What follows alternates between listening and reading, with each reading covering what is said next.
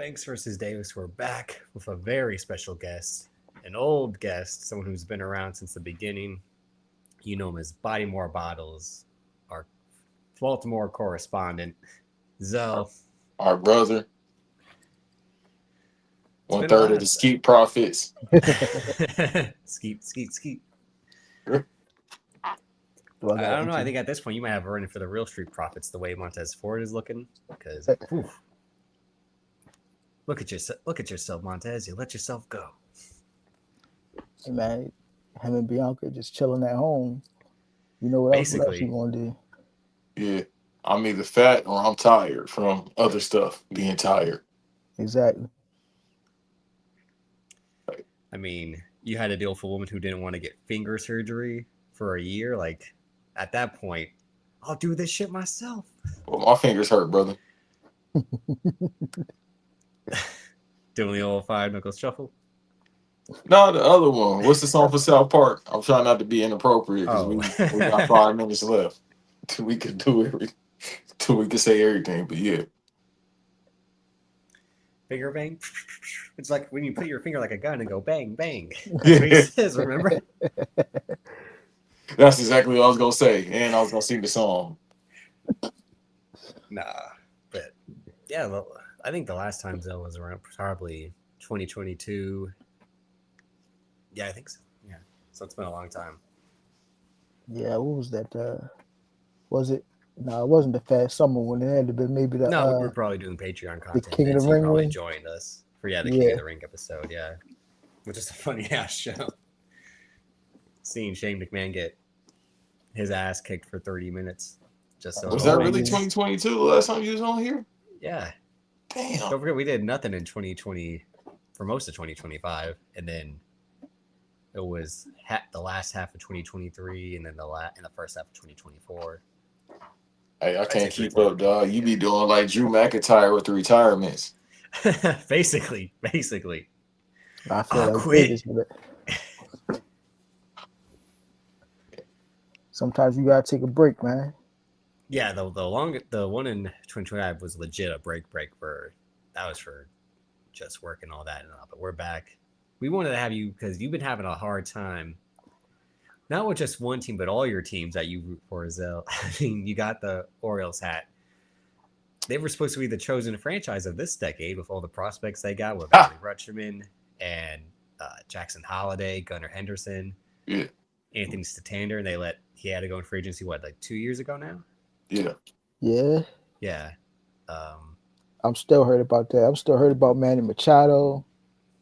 Manny Machado and Adam Jones, like they were coming off a run with Chris Davis where they had a very competitive team in those years where the AL East, even though it was always going to be the Yankees, but there was someone giving the Yankees a run for their money if it wasn't the Red Sox, because Toronto had a few good years, Tampa Bay. So that's probably the most competitive division in baseball the last 15 years, I'd say, is that AL East. Just how it fluctuates so crazy. Thing about being an Orioles fan is, man, you already know before you go into the season, you expect disappointment. Yeah. I like being an Angels fan. When you have a good year, it's a surprise. So I ain't mad at whatever. I just like going to the games, rooting for my team. Yeah. Especially going to games these days. I haven't been to a game since they've done the pitch clock. So I imagine going to a live game is much better now compared to before. Yeah, a little bit. I mean, I ain't had no problem with it before, so I go. It's always better to be there for me than to watch it on TV. So time flies when you're down there, but the pitch clock definitely make it go a little bit faster. Yeah. Right now I'm watching these World Baseball Classic games, and I'm glad they still use the pitch clock too, because again, otherwise you don't want to see guys going like, all right. What time's the U.S. versus Puerto Rico come on? Well, that's why we're gonna Dominican Republic, Puerto Rico got eliminated.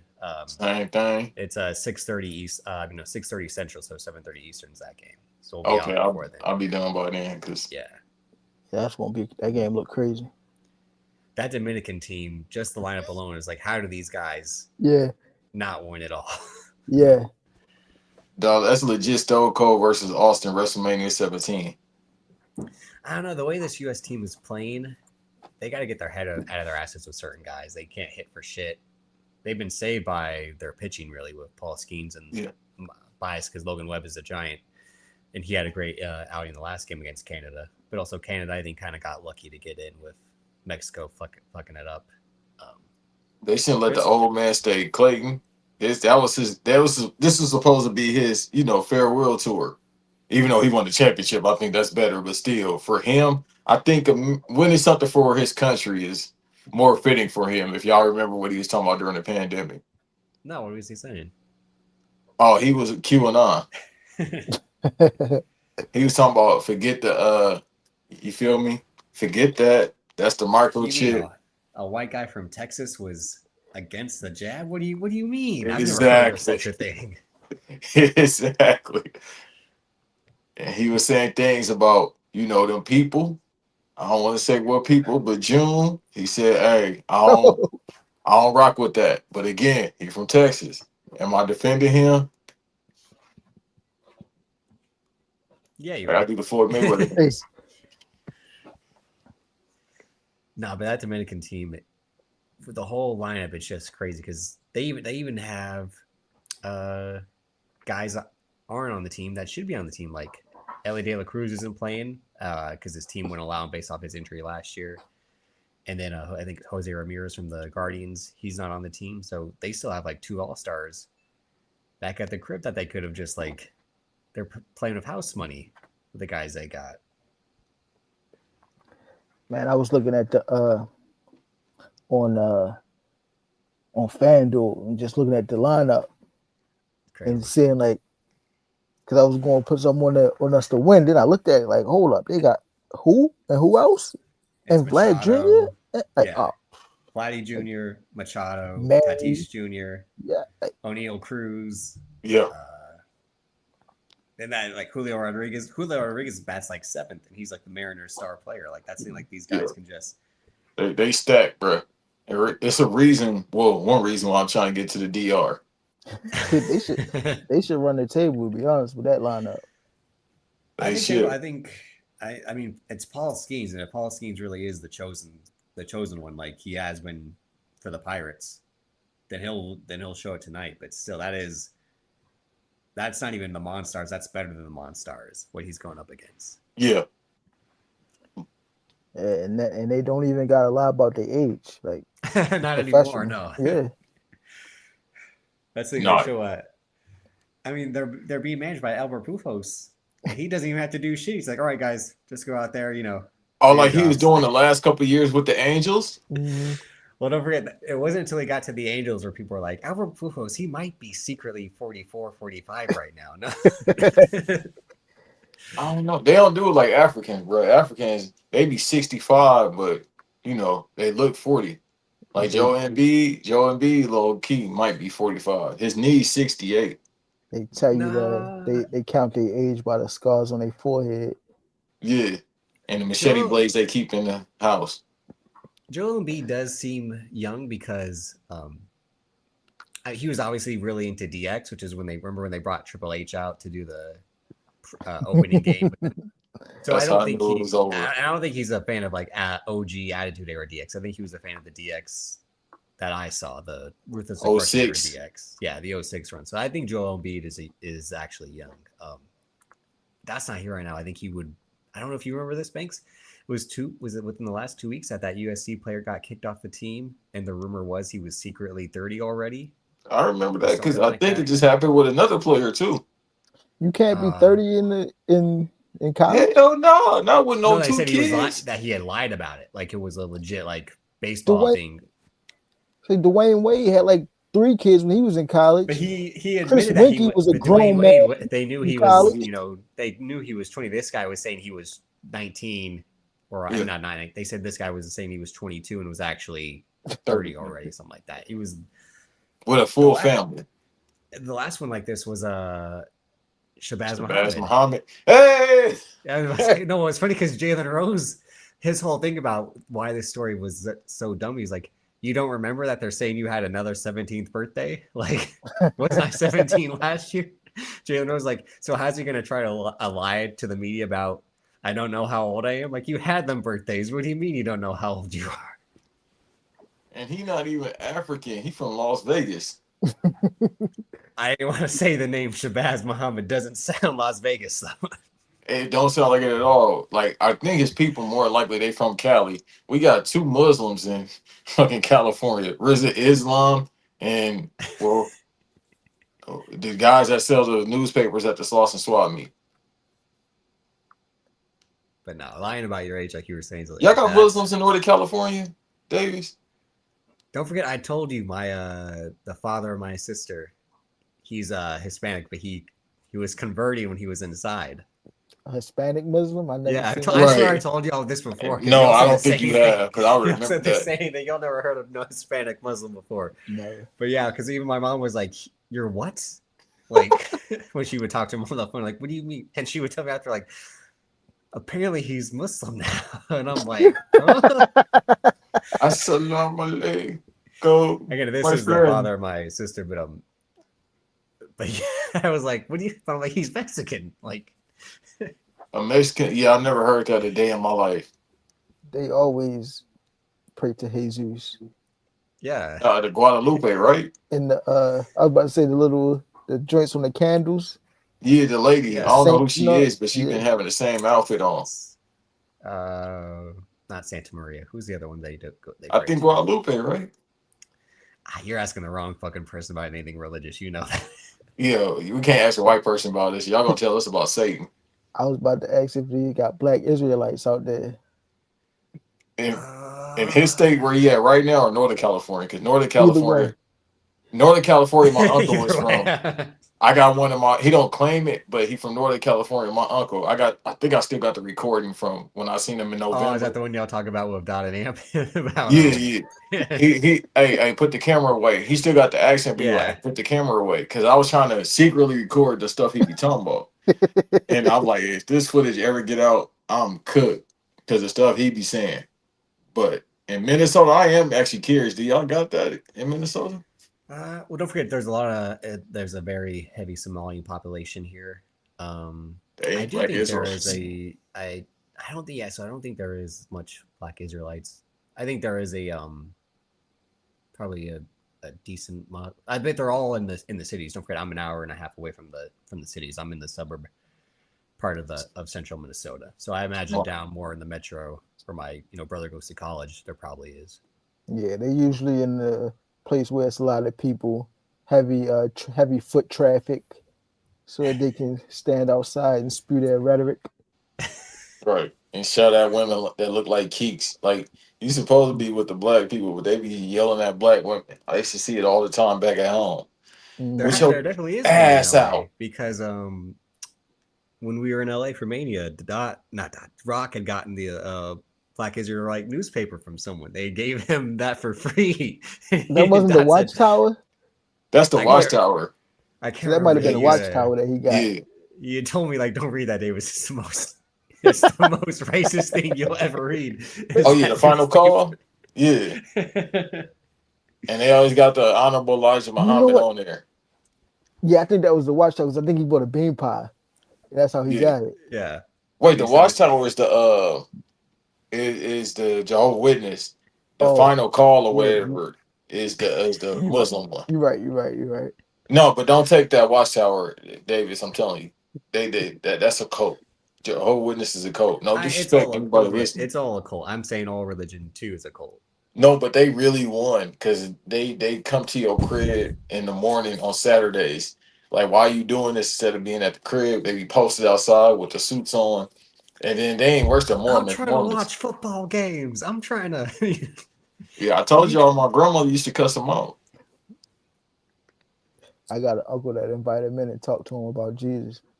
Like, start reading the Bible with him and stuff. Like, until they trying to leave. Hey, that's actually smart. Hey, worked them until a shoot.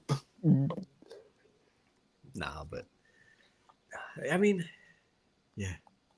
I imagine it would be like the Drew C's kit where they're just all going around shouting, "That's right, that's right!" Like, no, they cuss a lot. The Black Israelites, they just cuss a lot. They hate white women, but then they love white women, which is the usual thing. Of course. They hate women just in general, though. Like I said, I heard them cuss out like, "Oh, black women." I was like, wait, that's part of the manuscript. and they wear combat boots. in the summer. They got the John Moxley ones on. Choke slam to the top. They do, with their bro. pants tucked in them. Damn. With purple on them long purple garments. They look like these people. What's that? The Betas. What's their name? Like Titus O'Neil. That's how they dress. Or like They don't get upset for me doing that. I don't give a fuck. With like them big church robes on. Yeah, and they just yell with a speaker. They more prominent in New York. That's the ones I seen on steroids. Like, they yell to the top of their lungs, especially in Brooklyn, and it be cold as hell, and they be yelling. That's right. The world is coming to an end. That's right, B. That's right. Where's this bond, son? Yeah, that's right. And don't see, the thing is with them, if you don't take the newspaper, if you're a black dude, they get mad. But one of them was like, you don't want to take the paper? You too good for this newspaper, huh? Yeah. I started hitting them with some 666 Mafia shit. They was like, oh, no. You one of them. I started rolling my eyes like the Undertaker. Started doing that. They was like, "Oh hell no!" Well, that's speaking of Dominicans. That's when you play. I know blah. I know blah. No. Especially for Vegas, he can pull. No, no, Poppy, not Poppy. No. Well, apparently, Manny said I do look Dominican, so I would believe it. You said it all of a sudden one day out of nowhere, like you found out you're Dominican reporter. I'd be like, you know what? I've always had suspicions. Well, apparently, kind of the same thing. I found out I'm a quarter Jamaican. That makes sense. That makes sense about you and Nikita Lyons. So it makes sense about me and a lot of white women, but that's that's with the World Baseball Classic, not just 2%. No, because they got Austin Wells on the Dominican team, and first of all, the name Austin Wells is the most white American name. But I think it's I didn't do the research to see if it's his mom or dad who's Austin Wells. But that's you would think Austin Velez, or you'd have to pronounce it like that basically. That might be title number one. You'd have to call me Davis Colton. He wasn't adopted. I don't know his lineage. I don't think it really works out like that because let me see. Let me do the actual research part. Or he might be mixed. He might got the. No, I think he is. But again, just the name to see like that lineup of names, and then Austin Wells. It's like, wait, what? Like. But the crazy thing is, this how you know they black. They can say that I know black, but when you see them, someone be mixed. They just look black. Like Cat, he just looked black. He was born in Scottsdale, Arizona. Oh yeah, he mixed. And he grew up in Las Vegas. Oh, his mom is Dominican. And his father grew up in California. Okay. So that means black, yeah. Because Wells is like a black name, last name. And then you just said his lineage. Ain't no damn Dominicans in Scottsdale, and definitely not no Las Vegas. He's not black, he's white. Well, white skinned, I should say. Wait, so his dad is white? Yeah. Well, shit. Where he fucking his mom when they show him in the lineup, you'll be like, wait, something. That's the thing about the Olympics and the world and stuff like the World Baseball Classic or FIBA for basketball. You're like, something about this lineup seems. I don't know. You're saying this team's supposed to be from what country? Yeah. Hey, shouts out. Speaking of which, if we talking about racial ambiguous people, where Lolo Jones at? You were really into Lolo Jones? I mean, Rock was. She was celibate the whole time. Remember? She still is. Last time I checked. Maybe still, yeah. I mean, she looked good, but you know, I can't go for that. No can do, man. It's only so many times I can. There's only so many times I can do that. You can't see me to myself. She's 43 now, so that would be crazy if she still was. I think she is, dog. It's not. If you're a woman, there's nothing wrong with that. I'll just say that. I don't know how bad y'all want me to get as far as that conversation, but yeah, if you're a woman, I understand. Say your cookies, baby. Say that flower. If you're a grown man, you pass a certain age and you a virgin, hey, bro, you might as well just turn the other side. I was about to say it. You might Oh, want to see, go to the that's other already side. so. This is you being pro women that it's okay for women to be virgins, but men. Yeah, because they flowers, they delicate individuals that deserve to be loved and cherished and not be sent cash apps. That's a And fact. again, to my point last week when we had Van and Eve on, I said I think that was part of Tim Tebow's strength in college is that he was a virgin.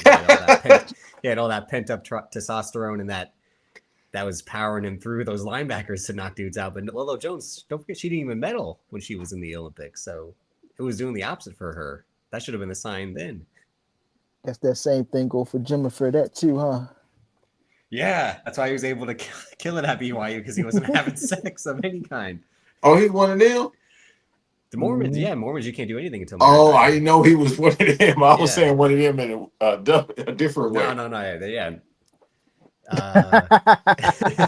Yeah. You one of them? You heard? Fish. But he was a Mormon from New York. That's what's crazy. They Yeah. got him. Is he from upstate? He got to be from Yeah. upstate. Yeah. Okay. Yeah. Because they don't, in Central, nah, they ain't got none of that. You But- a virgin, B? You a virgin, son? Word to mother, how you doing that? How you doing that, son? Word to God. I don't know how you do that. But being Tim Tebow, look, man, Tim Tebow and Tony Hawk might be the only white people that's getting into heaven. I'm sorry, Davis. And maybe Uncle Mike. That's about it. Three. Actually, hold on, 6. So all of them in your family, except for you, Davis, Tony Hawk, Tim Tebow are the only white people that's going to heaven, bro. Especially Tim Tebow. He probably gonna get on the magic carpet or something. I don't know. He gonna get. That's my conspiracy theory. I feel when you're overly religious like that, that's like the knock against you. Like you got to be like you're doing too much. You got to tone it down a little. You know. He never was like. He wasn't beating people over the head with it, Paul. Yeah, he was. Yeah, he wasn't, dog. He was yeah, just John saying 6, John I'm about to say- 3:16 on his eye black. What do you mean he wasn't beating No, people but over he the head would. with it? But that's not like, hey, y'all gotta read y'all Bible. Y'all gotta read. He wasn't doing that. He was Yeah, just. he was. No, he was. He wasn't smashing people over the head with it, bro. He was just like, "This is my belief system. I'll tell y'all about it." Why do you think Aaron Hernandez is like, all right already? Fuck, gee, I get it. Like, Well, Gotta ain't go that- kill somebody, then balance this out. Well, and geez, Riley, couldn't that's you why I say think that, Riley bro? Cooper said the N-word because he's like, okay, Tim, fuck, all right. Like, again, all those guys he played with turned out to be like the Suicide Squad of troublemakers, dirty players, all of it. But that lets you know how much of a saint he was if he didn't give in to the temptation, brother. Especially in Florida at that time. Yeah. I mean, hey, he better than me because I would have given in immediately. Yeah, no, he had him. He ain't look. Pause. He ain't no ugly dude, so I know he had him. But that's how you know he might be a That's what saint. Brandon Spikes was saying. Like, he's like, all the fine when we were going to the parties, like, where's Tim D? Was like, he ain't gonna do nothing. What do you mean, where's Tim D? Like, He had the crib reading the playbook and his Bible, yeah. helping our kids. You know what I mean? Sick kids and all type of shit. That's what I'm saying. Like, He was bro, going on Christian missions to different countries and stuff. dog. Like, how you technically Tim Tebow is Filipino because that's where he was born. Yeah, but it ain't his lineage. You feel me? The bloodline. Yeah, Because I thought he was. He'd have to play for the Philippines in flag football if he did for the Olympics. Bro, he gonna look like Andre the Giant compared to everybody. Him and 12 other 5'8" guys. 5'8", 5'4". No, again, the Filipinos I hang around with, they were pretty tall. They were about my height or around. Yeah, 5'5". You want to do this?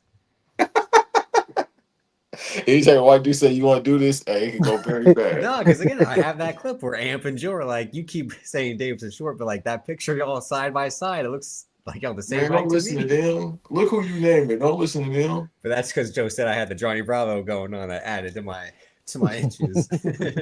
Also, he said you look like a key to leave. Or you said I said like Joe looks like a keep to leave. Yeah. If he said I That look was like crazy. a keep to leave, like on some Troy Aikman Jay-Z shit, that'd be hilarious. No, it was the other way around, messed up. Yeah. But he did call you Count Chocula. Yeah, he said, Davis look like a vampire. Like I said, what?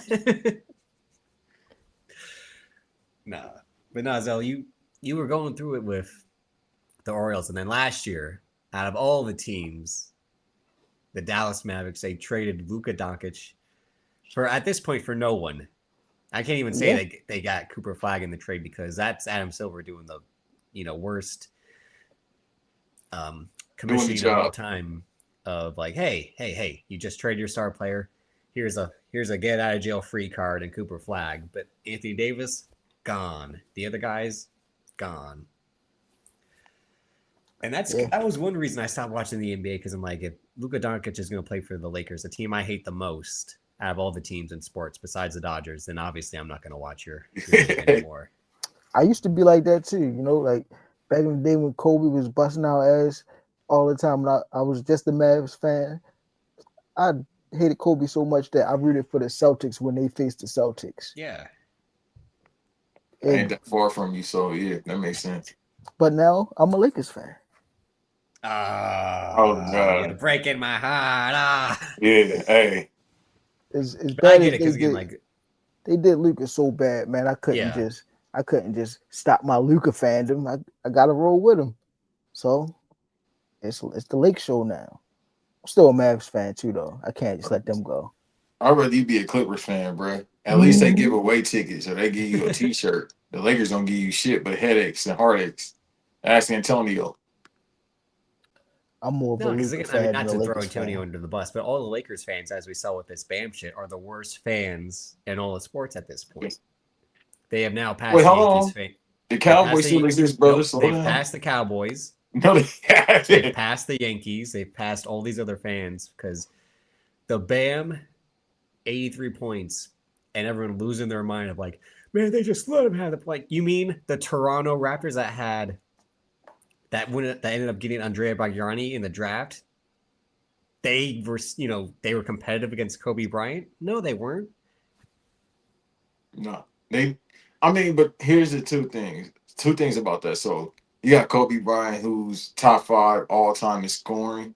Not the numbers, because I think he about to be like no, he's still at top 5 in scoring, but far as a scorer, I'll say that. You got him, a guard, who's putting up 81. That's insane. Bam, yeah, he's a big man, but at the same time, he don't play like a big man. He played like a goddamn 2. But I mean, he doesn't have the offensive game, like a full offensive game to put up 83 points, let alone 43 points. Well, that's why everybody's surprised by this, because it's like, how did 6'10", 6'11" Bam do this, even though he played like a guard? He's barely 6'9", isn't he? About 6'10". We'll say 6'10". But still, the fact that this isn't his go-to game, when he can score, but this ain't his style of playing, for him to go for 83 is, I don't know if I can say impressive, because again, I'm not hating, but dog, 40 free throws for real. It's kind of crazy. Like, they was fouling, like they was up stupid points, still trying to get him shots, fouling so he could get more, fouling so they could stop the clock so he could get more shots. Like, it was real unethical. Yeah. And I think that's what people more mad at than the fact, and then you add on the fact that he broke Kobe record. So it's like, yeah, now they gonna talk. But the fact that how unethical it was, I think, is what got people mad more than the fact that he broke Kobe record. The Kobe Bryant thing, it was unethical because he was just taking the ball from the teammates. He wasn't letting them shoot. Like, bro, who was on his team? You remember? I know. Who's on this Heat team right now? Tyler Herro wasn't playing in this game. Go ahead. They was playing the Wizards, and they was up. They were playing the Raptors back then. Again, this was the Jalen Rose Raptors that everyone brings up.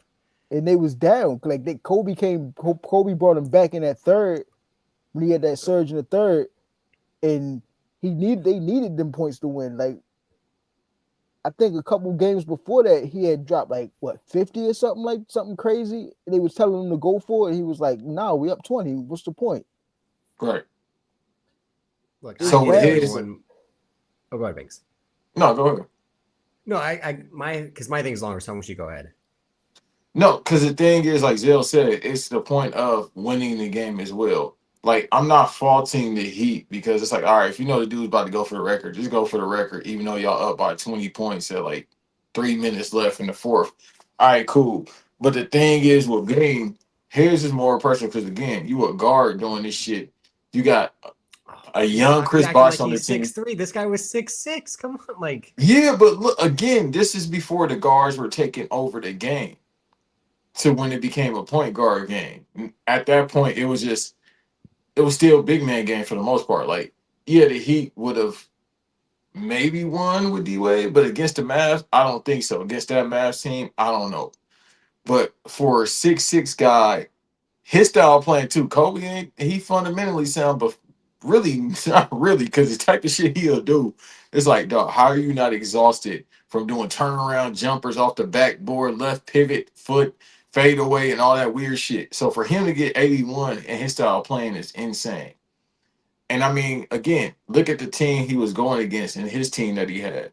They had I think Mo Peterson was on that fucking team. Jalen Rose. They had some decent players, and then a young Chris Bosh on that rapper scene. He had fucking Chris Mim and Brian Cook and Smush Parker with the Smush Mobile. The well, he Heat also are had Lamar in the Lamar Odom, playoffs. Yeah. Shannon Brown, not Shannon Brown. This one. Oh, Kwame Brown. That's who he had. Kwame Brown. I don't want no problems. But Oh, again, that's it? So no, I'm just saying that the point, look at this Heat team that Bam's point. This isn't the Miami Heat of the last couple of years where they had, competitive teams like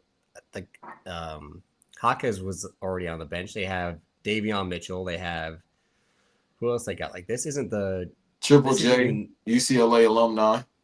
but this is barely the Heat culture type of Heat culture team. Like they just like that's why Eric Spoelstra just let him have it because he's like we need some glimmer of hope right now because our team ain't doing much. Brother, Heat culture has been dead since Jimmy Butler, probably before that, last year. It's been dead forever. Because again, that's been a conversation. Nobody want to go to the Heat, and I gotta have 1% body fat, and I gotta get up 3 o'clock in the morning to go practice. But they've won or they've been competitive at least, so there's something to that. I'm not a Heat culture advocate, but I'm saying I understand like a team has a code, and that's why they've been able to be successful or at least competitive for as long as they've had without having to restart so much compared to other teams. Like you just said, the Clippers, like how they treat their fans, like they were going to do this whole thing with Kawhi and Paul George, and then Kawhi, Paul George, and Westbrook, and then Kawhi, Paul George, and Harden, and and then just Harden and Kawhi, and now it's just Kawhi and fucking Darius Garland. Like that's supposed to be the team they put out going forward. Brother, they winning though. But then in the playoffs, it always ends the same way. It's always more often not to the Mavericks, a first round exit to the Mavericks is what their fate was for the longest time. And I don't think they'll be competitive like they have been in the past. But to go back on the Bam thing, like at least I know what you're saying in terms of ethics, Zell, but at the same time, this is the NBA. And especially these days, there is no such thing as ethics, whether it's behind the scenes or on the floor, because guys are willing just to do whatever it takes to make money off the court or play like shit on the court. So for them to just try to get them fouled or to foul to get the ball back, like that is corny. I'm not saying like that's where the NBA has to fix the intentional fouling type of thing, where if you intentionally foul someone, they should have the right to get the ball back instead of shoot free throws if they want. That way you're just going to continue. If you're going to continue to intentionally foul them, you're going to realize like this team is going to still hold on to the ball. So you're intentionally fouling them for no reason. There has to be some sort of solution to that fixes the game, or it speeds up the clock where like you just do a 5-second runoff and the team still has the ball, because otherwise that's what's going to fix the end of the games too. But intentionally fouling just worsens the game because it just slows it down, and then the free throw slows it down, and no one wants to just watch free throws over and over. As much as they want to watch 3-pointers over and over, the free throws is even more boring. Zell, who made you a Mavericks fan? When did you become? Rolando Blackman made you a Mavericks fan? Dirk Nowitzki. Was it Live 2000? Every time I played basketball video games back then, I always like a big man that could shoot the three. Like before that, it was Adidas Sabonis I used to use all the time because they'll leave you open because it's a big man out there on the wing, and you'll knock down the three. So I always used to do that. That was always my game plan. They had Dirk on there. I discovered Dirk, and I've been a Mavs fan ever since. Okay, I get it. I mean, in the words of Club 520, they had to wait, bro. Because that team, what was it, the 03 and 04, but definitely that 03. Because did you have live 03 with Jason Kidd on the cover? Yep. And it came Yeah. with the CD. Yeah, that's the first time I ever heard Joe Budden, unfortunately. And Fabulous on there, and you can unlock them in the game. But yeah, I remember I used to play at that Mavs team. It was Dirt, Michael Finley, UNC stand up. I think Stackhouse still was on the team as well. Did Michael Finley go to UNC? No, I'm sorry. Stackhouse went to UNC. Stackhouse Okay, went to I'm like, I can't even remember where Michael Finley went to. I'm gonna look that up. Maybe Wake Forest? Definitely Stackhouse went to UNC though. I thought he was on the Stackhouse did. Okay. Steve Nash. Shit. Who was the Rafe LaFlance or something like that was the center? Who was the center? I went to Wisconsin, Michael Finley. Okay. I forgot who the center was, but yeah. So I get why you would be a fan of that team. Did they have Dampier? Eric Dampier? Eric Dampier? Yeah, we had him for a while. I know he was the center when they went to the finals in 06. Is Eric Dampier Chinese? No. He looked Chinese. We had Sean Bradley. Damn, that's a name. Raja Bell. Popeye Jones. Yeah, Rafe LaFrance was on there. Popeye Jones ain't Chinese. That motherfucker just ugly knees. Nick Van a hockey Axel. player, so Nick Van Axel was nice, bro. I think that's after he left the Lakers too. Thanks. Eric Dampier's from Jackson, Mississippi. He just looks Chinese. Look at him. I'm going to send you Eric Dampier's picture, and you're going to be like, what? People should know how Eric Dampier look. If you not, hey, man. How does that look Chinese? Look at his eyes. He don't look Chinese to you? No, he doesn't. No, I mean, the Mavericks, I was obviously rooting against the Mavericks because I like Dwayne Wade when I was starting to get into basketball. So in that 06 finals, I was rooting for the Heat against the Mavericks. But they've always had a few players I've liked over the years. Chandler Parsons, because I liked him at Florida. Look who you like, bro. When my guy Rondo went to Dallas, I'm like, all right. And then him and Rick Carlisle were going to have a knife fight after every game. Because Rick Carlisle's like, run the plays I said. And Rondo was like, I'm running the plays I want to run. Like, right, you got an old school Celtics guy. You trying to tell him what to do, run the plays. Yeah. Who else did they have that I liked? They drafted Shane Larkin, but he only played that 1 year. I like Shane Larkin when he was at Miami. Shane Larkin's killing it in the EuroLeague. He's killing it for his Turkish team. So is Kevin Knox, but who's counting? That's it. I mean, did you like Sean Marion on there? The old Sean Marion? I did like Sean Marion. I like Sean Marion more when he was in Phoenix, but yeah. Because I kind of shot like Sean Marion. I had an ugly two-handed type of shot. I like his. That shot was atrocious. I hated playing with Sean Marion on the game because you could never, it was so hard to get his release. Yeah. All I used to do was dunk with the Matrix. That's it. They also had Josh Howard. I didn't like him. That team. That was my guy. That team Finley, Josh guess Howard. what college he went to? UNC. Wait, he went to Wake Forest, I thought. No, I think actually went to Wake Forest. I think that's where Josh Howard was Wake Forest. We had Marquise Daniels. That was my man. With the dreads, yeah. The Mavericks have always been competitive, but they were competitive. I'm not saying only because they had Mark Cuban, and obviously that's why the Doncic trade happens because Mark Cuban's not there these days. Because he obviously never would have made that trade in a million fucking years, especially for Anthony Davis. He would have done it for maybe Shea or Jokic, but not anyone other than those two. Yeah. And even then, I don't think he would have picked Shea over Doncic. I think he probably would have picked Jokic over Luka. And when it comes to what guy are you willing to trade for? That's better than the star guy you have now. Yeah. Man, Phoenix. They need that one dominant white guy on the Mavericks. Yeah, they're a team that likes to have a dominant white star in the city of Dallas, of all places. That's about to be the Lakers right now. You see what they got. The White Lakers. Oh, yeah, Luke Kennard, Austin Reeves, Luca. They trying to do that. That's why they trying to get the old man out of there. They're gonna replace him with like a white small forward. I can't even think of a white small forward right now. That would actually be great. The I mean, he crime worked with Zell stopper. too. The crime stopper. You want to talk about 5'8" guys? Wasn't that his issue as to why he couldn't No, make it? 5'8". He was 5'9". I was about to say that nigga like 5'2". Yeah, 5'2". you talking about 5'8". I'm like, hold on, dog. Did he even get the chance to play college ball?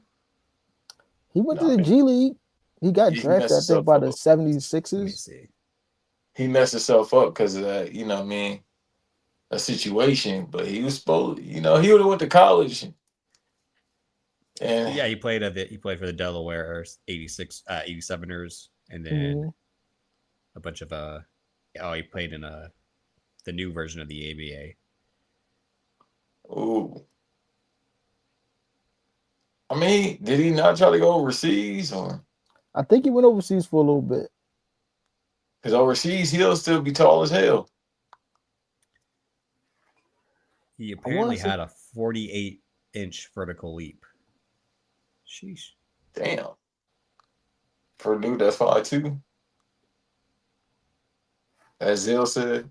I mean, in his 10 games in the G League, he averaged 10 points. That's not good. 10 points in 14 minutes in the G League? That is pretty good. What are you talking about? No, not 10 points, bro. In the G League, if you're supposed to be not semi-pro, but that's obviously semi-pro. But if you look at as a prospect, you got to be a little bit more because he was in. Of course, G League is faster than high school, and it's what I mean. But in high school, he was getting like 20 something. Yeah, here's his what high happened. Going crazy in high school. Yeah, and then again, he did have that. He was hopping up the gym too. Again, the Rams went are to taller Patterson. than G League, but still. He went to Patterson in Baltimore, and then he went to Princeton Day Academy. But I said, was he supposed to go to Seton Hall? I don't remember that. I was reading that right now. That was his thing. He was being scouted, and he announced his commitment to Seton Hall. But then, like Banks, you just said, he declined to try to go overseas and didn't end up going overseas at all. Because I think that situation that happened. So he fucked himself up by trying to. I mean, he knew what was going to happen, which he probably would have. If he went to Seton Hall, he probably wouldn't have got much time given his size. But still, I mean, he probably would have better off going to like a mid-major school and trying it out there, putting up empty numbers. But that's the thing about basketball, though. If you got to go through sports in general, if you got to go through all that, I don't know, bro. Like the reason why I work with Chad because Chad had a talent. Because Chad went to SMC, which is Santa Monica College, and then I think he transferred to a university. Then he got to the NFL. It's tough. He probably would have benefited from this era more than anything with the NIL. Because he would have been a social media star. He was a guy who was probably a decade too late. I mean, too soon. Like Josh Childers. No, I think Josh Childers should have played in like the 80s or the 90s, maybe. Because he had the big afro? No, because his body and his game, like he didn't have speed, right? And he wasn't athletic. He was. That was all he had was athleticism. Really? I always his game just seemed like he had more fundamentals than anything. But he was one of those guys. It's funny, I was thinking about this the other day, like that it was made such a big deal when he was coming back from the Euro League to be like the post All-Star break free agent. It's like Josh Childress is coming back to the league. I'm like, who? Who is this guy? Because when I was paying attention, he wasn't in the NBA then, so this was him coming back. I'm like, okay, but yeah, no, he was nice. He had a little run. Yeah, with the Hawks. Shit, Jamario Moon would have did all right. Listen, man, it's a lot of people that did all right in this era, but Jamario Moon, that's a name. Yeah, he just had hops, but he played in the Harlem Globetrotters, which is the NBA today. Yeah, he had a nice little jumper. He was more athletic, but he had a nice jumper because I remember in 2K, I think it was 2K10 or 11. I used to go crazy with Josh Childress on the Hawks. He get up there too. I think Jamar Moon was always one of those like on the trading block guys in 2K that like so and so is on the trading block. Like I don't fucking want no Jamario Moon. Like show me what else you got. like proposed trade Jamario Moon for this. Like, no, I'm not taking Jamario Moon. Wasn't Jamario in a dunk contest? Yeah. I don't remember. Legit. It's only so many dunk contests I remember in the past 15 years. I mean, obviously the best one still is 2016, but Jamario Moon's from Goodwater, Alabama. yeah. I knew he's from Alabama. I ain't no weirdo. The dunk contest is the reason I don't like Dwight Howard. Why is that? When he did the Superman and all that. Yeah, he won the dunk without dunking the ball. He threw the ball in the rim. He did the. That's a layup. He ain't even Hey, touch but the that rim. lets you know how high he was up. I mean, double entendre. Grab the rim then on the way down. Pause. You all right? Do you think Dwight Howard's actually doing cocaine? Okay, I got the video right now. Hold on. I'll send it to you. All right. Brother, I don't want to say I think that woman's framing him, but I think that woman's framing him. he owned that powder, brother. I just sent the video to another group chat last night. You know how he always been animated, but now he too animated. He got the eyes, He was bro. animated because he had a fucking grown man's body with a 10-year-old's brain. That's why. Well, also he believe in different type of colors. He was definitely one of those guys who, Children. because his body grew, his mind didn't grow. You're 6'10" in high school already. Of course, you were like a child still. 16, like 260. Yeah, he was built like a Ninja Turtle. Yeah. He need to get that dunk contest championship trophy to Gerald Green. Hey, that is a fair point because Gerald Green did go crazy. But that's his karma next year is when Nate Robinson dunked over him and stole the show. When Kryptonite. Gerald Green blew out a candle before he dunked that was on the rim. Then the nigga took off his shoes and dunked in his socks. And had to say, nah, Doc, get out the boo-boo, man. Look, thank you. Nah, he too animated, bro. No, he doesn't seem like a cokehead. He doesn't. Maybe a little something for the nose. Yeah, exactly. Perhaps. Seem like that. Quentin Tarantino. He do the Quentin Tarantino shit, the stunner and then talking fast. When are you watching Dwight Howard speak? So I just saw him on Instagram yesterday. I'm sorry, go ahead, Zell. Who coke was that then? I think one. What's the real coke? Who just keeps in a Ziploc bag like that? You think she had I'm about to say, you think she had a turkey bag of coke just for herself? To go on live like that, I think so. She seemed more like the cokehead to me based off those actions. Gerald Green got 7 fingers. It's hilarious. No, is he Zach from Power Rangers? That's hilarious. No, so Joe Budden. Because let's leave Joe Budden. No, when it comes to drugs, yeah, he said, I remember doing drug addict shit because he explained it. He broke it down. When you got to hide it here and hide it there, I said, yep, I believe him because he's a former drug addict. Drug addicts will tell you how to hide their shit. He on the powder, bro. Because you know why? You can easily influence somebody like that if you got pussy. No, she seems like the cokehead out of that. And I won't. And if she got that, if that much coke is in the house, that's not all of it. Thank you. Because if you got that much coke, if you're using that much coke, then you're not just going to have, she's not going to be able to get it that quick and be like, oh, look at all this coke he got. Right. He got some more somewhere else. Because if that's all the coke he had, she wasn't going to be able to get it like that. And Zell saying the same exact thing Joe Budden said without seeing the clip. That's crazy. That's what I'm saying. Drug addicts, they stash shit all over the goddamn. When do you think he started becoming a cokehead then? Because look at his nose. It's not like the deflated, fucked up Artie Lang type of nose. And his body, again, look at his body. His body never looked crazy skinny. He's lost weight now because he's not playing, so he doesn't need to be in shape like he used to be. Bro, you know how many coke addicts be swole? It's a thing where it's not crack, it's coke. The thing is, asking that question, like when you think don't forget the phrase "coke skinny" exists. Yeah, that's for white women that's malnourished. He ain't malnourished, bro. He can. It's some coke. There's some coke that's swole, bro. Sylvester Stallone used to be off the blow. Arnold, he was on 20 pounds of steroids. What are you talking about? I'm about to say the Road Warriors. Yeah, the road. Hot diesel to the ceiling. That's what I'm saying. It's like, bro, You don't necessarily have to show that you a coke addict, other than your personality traits. He got the Again, personality his traits. personality never seemed like coke addict person. He, like I said, he just Really? seemed, he was, to me, he was the test case to Zion. Like he just seemed like a child that's body grew too fast. They say the same thing about Shaq. If somebody said Shaq was on the Yeah. powder, I believe it. See, I wouldn't believe that either.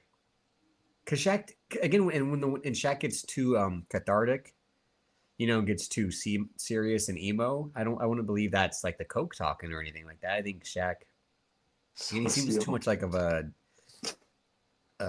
downer to do an upper like coke. You see the type of individual this man is. I was like, people read the comment section. The thing about Dwight though is he do a lot of questionable things. Yeah. So he might know how to do these questionable things and hide it very well. Because we ain't know he like to do those questionable things until that injury report came out that one day. Hey, remember the chicken tender incident? They said, what was something with the glutes? Exactly. Bro. And then They I said remember the his chicken glutes tender is sore. video when he's with the two young gals and they was like, yeah, that's another, like I said, key point. I think he, in his mind, he just grew up way too fast physically to comprehend like growing up mentally, especially in a sport like the NBA where when you skip college like he did, even though he wouldn't have gone to class if he went to fucking college, but still. Also, too, bro, where's she buying that from? Who's she getting it from? Like, when you a She's celebrity, Dwight Howard's wife. She's Dwight Howard's wife. Of course, she can get shit. yeah, Right. but so she taking the truck money. fit. That is questionable. Anyone This who out did the wear mud. truck fit. I don't think I ever saw someone outside of California, and maybe there was one guy I saw wear truck fit. So yeah, That's Truck Fit hilarious. was a men's clothing line. That was Wayne's clothing, right? yeah, A men's it was clothing his, line. It was his skateboarding clothing line. They Yeah. didn't make no girl clothes. But So that's what I'm saying. She got to get the bread from somewhere. I'm not trying to count her money, but Mona Scott, bro, even still, come on, man. They only giving them $20 in a ham sandwich to be on them shows. To buy that much duck, come on, we gotta use logic. Like, that's a lot. That shit, that wasn't a hefty bag. That damn near, if not a pound, it's a pound. It's one. All right, I'm about to start saying numbers, incriminate myself. But Yeah. No, that was at least 1.1 pounds. yeah, I mean, y'all do I some see where you numbers. go. That's all the salary from doing them shows. And if he doing, look, Dad said it He earlier. I'm might gonna have say got the paid same. in that. Like that might have been his pay. Because you can't tell me all them, like, on, I don't know what show she did it at, but if we want to go to Zeus Network, for example, them baddie shows, they paying them a hot pockets and a free place to stay. But what I'm And the saying baddies is, it's enough to pay their phone bill. It's enough to sleep on the sofa. It's enough to have a hot pocket. That's what I'm saying as far as baddies. So I don't know how much Mona's paying these people, but look, Dot said something that's very profound and is real. And you already said it, Davis. When he started switching up his religious belief and he started getting them crystals and wearing Ed Hardy, I said, "Yep, he might be on that dope." I said it then. wasn't was it his father who was a pastor or something like that?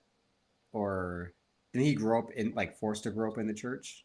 Yeah, but that's the ones that become freaks. When you force kids to go to church, yeah. I kind of not no one knowing, but it's happened in my family. I've seen from a distance. But yeah, that's what I mean. Like, I don't think that just makes him go run up and as soon as possible. Like, I don't think it works like no, that. they slowly walk you into it.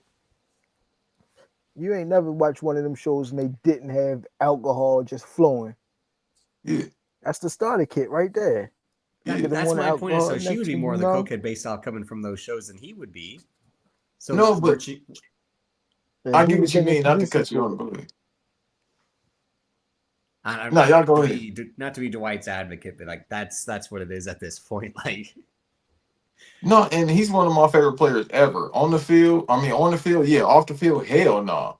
But it's the point of, dude, he changed, and I'm not saying you can't evolve, you can't change as a person. see, but he did a total 180 from Yeah, I believe in Christ. And then he started getting tats and cussing and all that shit. And I'm not saying this mainly because of dope, but something influenced him. And I'm not gonna put that as, first of all, I didn't even know he was married. I was like, when the fuck did this happen? Yeah, that is true because the same they're like wife. I'm like wife. I thought they were on the kum si kum sa type of shit with. Hey, that might be the beard, brother. So why would you But just still- expose him like that? He messing with them kids, and she don't want to be attached to it. Yeah, Wait, kids? Yeah, that's why the police was there, because yeah. something with the kids. They took his daughter. Yeah, Oh, okay, yeah, no, they took, but she said her daughter, right? It's his daughter. Wait, they got a Her- kid together, or is she just Her talking about? stepdaughter, I think. Oh, It's his okay. daughter. I think them kids. I don't know if she got any kids in there, but I think them kids that's in there was his kids. Because he got a couple. He got and a they son. He got Yeah. 2 sons with the cheerleader. She all right. And then the son is from a white lady, which I ain't knocking. And then he got the daughter too, or he got 4 kids, 3 or 4. I don't know. All I know is We they get took some one shade out. room shit, but still. no. Well, I mean, no. Well, it's because again, like this story, it's got so many layers to it. Given that it's Dwight Howard, he himself has all these layers from, like what we've been saying, growing up, religious, being the star athlete, and then his personality always was like, oh, he's the comedian of the NBA right now. Like he's the happy-go-lucky personality guy, but he's got this dominant defensive game. And like Zell was saying, like he stole the dunk contest in the rivalry with Shaq. So he himself has kind of been always this controversial figure. Obviously, the way the trade played out with going to the Lakers and the drama he and Kobe had, just in the one season, and the stuff about like his back. And then him going to Houston. Yeah, how did his back get messed up? No comment. Go ahead, was he doing the bending? Was he? Well, apparently so. A lot of it. To break that back, it's crazy. That imagine I broke something- Superman's back. Like who? That's super boy. I ain't gonna say what No, Mona but- called him. And then like again, how it played out to where he kind of has this key role in the Lakers bubble team, and it seems like he's kind of redeemed himself in the NBA, and then the weird glute thing, and then everything playing out after that. Now, where if like he was the star of one of the stars of the Big Three last season, but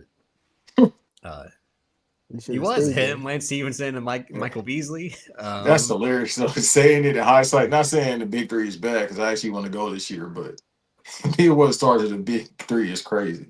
Yeah.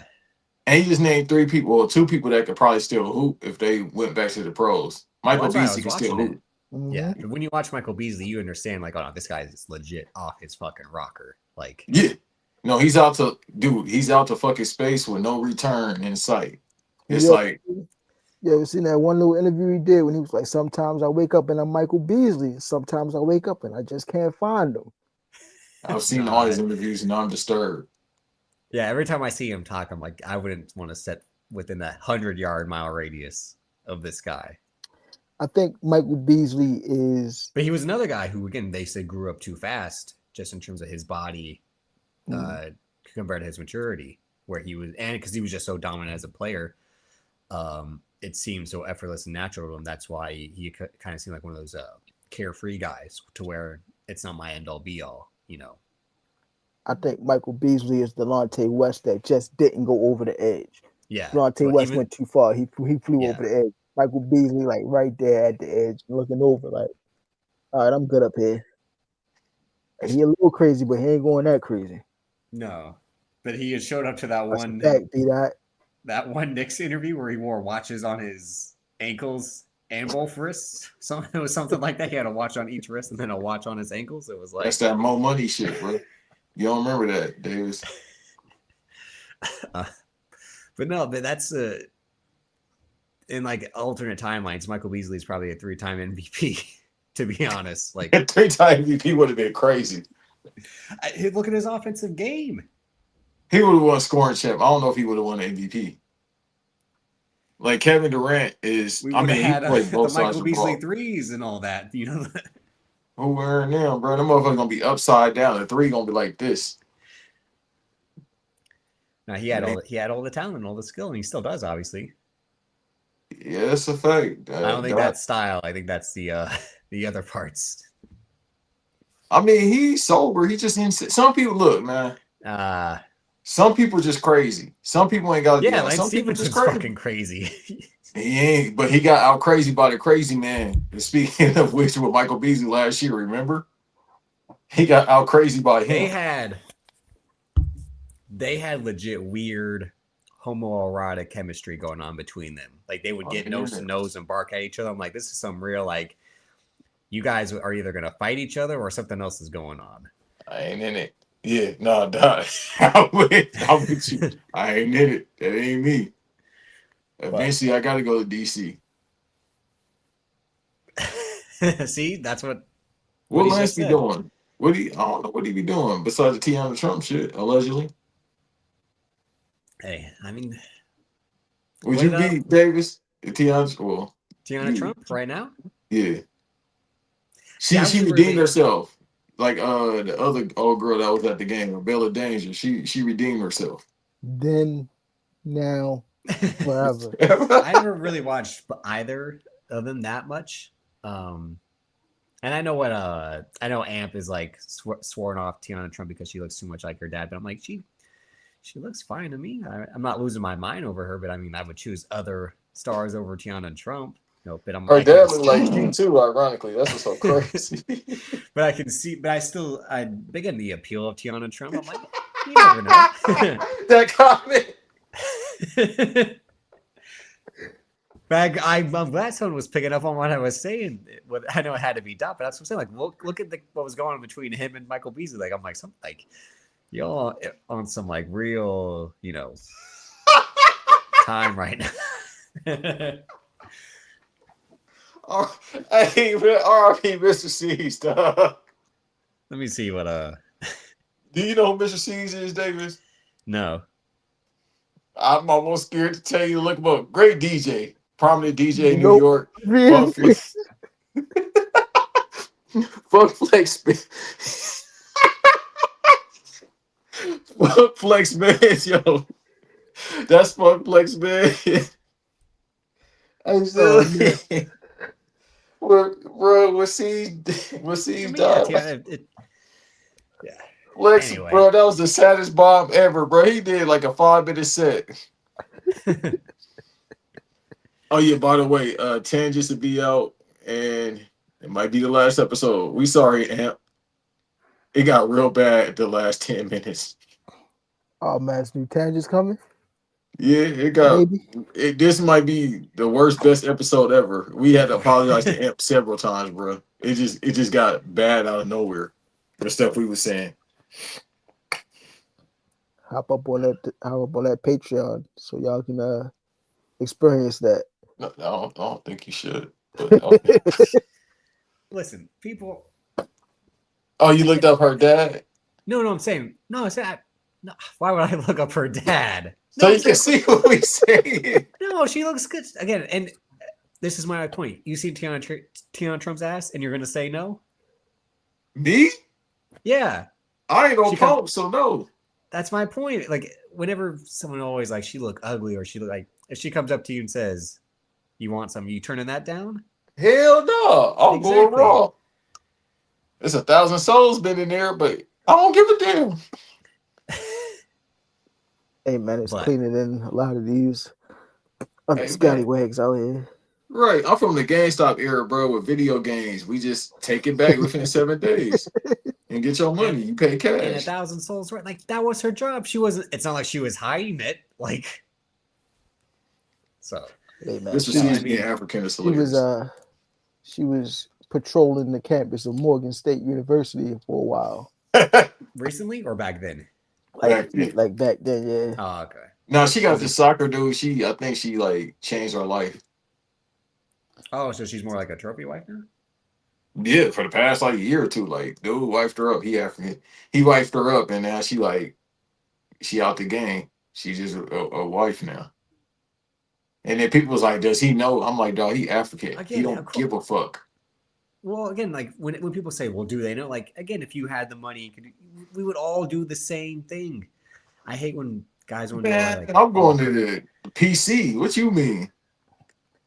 but regardless of like, my point is that's what always pisses me off. We always talk about this. The Zion thing, like you get any type of money or fame, you're gonna use connections. Hey, can I get again a Bella Danger on the phone? Can I get so and so and show up? Like, Going to Keisha Gray. Send her yeah, to the Dr. Miami and reupholster that pussy. like all you gotta do is just get money and fame to get. What did Jimmy Garoppolo do as soon as he got money and fame? Kiara Mia, he called her up. I would have done the same shit. Like, I'm calling Sweetie the moment I get a couple mil. Exactly. As soon as I get some money, Right. Roxy Reynolds, I'm calling Yeah. her up. Right now. Hey, we retired her from the truck. Hey, you only got to deliver no more. So to be like, well, do you know what she does? Like, yeah, I know it. I've seen it. Yeah, that's why I'm calling her now. What do you mean? Like, Well, I'm going straight to the PC, AJ. You ain't never got to hit the ring again. You ain't got to cut down promo, thank God. We ain't got to hear you no more.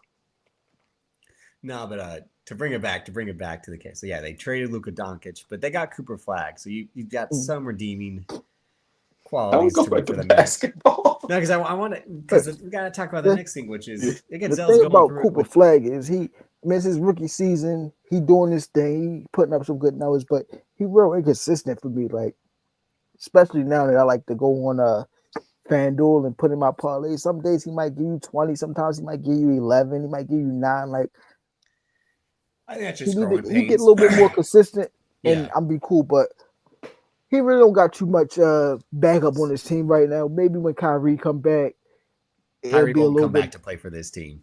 I'm going to let you know that right now. He signed a deal. I was say he coming back. Anthony Davis signed a deal, and look where he's at. They not trading Kyrie. You gotta be dumbass to trade No, him. he is asking for a trade. They're not trading him. No, he deliberately. not, dog. He finally somewhere he cool This where is- he can get his This shit is off. Kyrie Irving we're talking about. He ain't been tripping in like the past 3-4 You'll years. He see. been cooling. You'll It's see. all right though. If he leave, we'll get somebody else. Because I mean, we usually good with getting a nice guard. Like we had Rondo for a little while.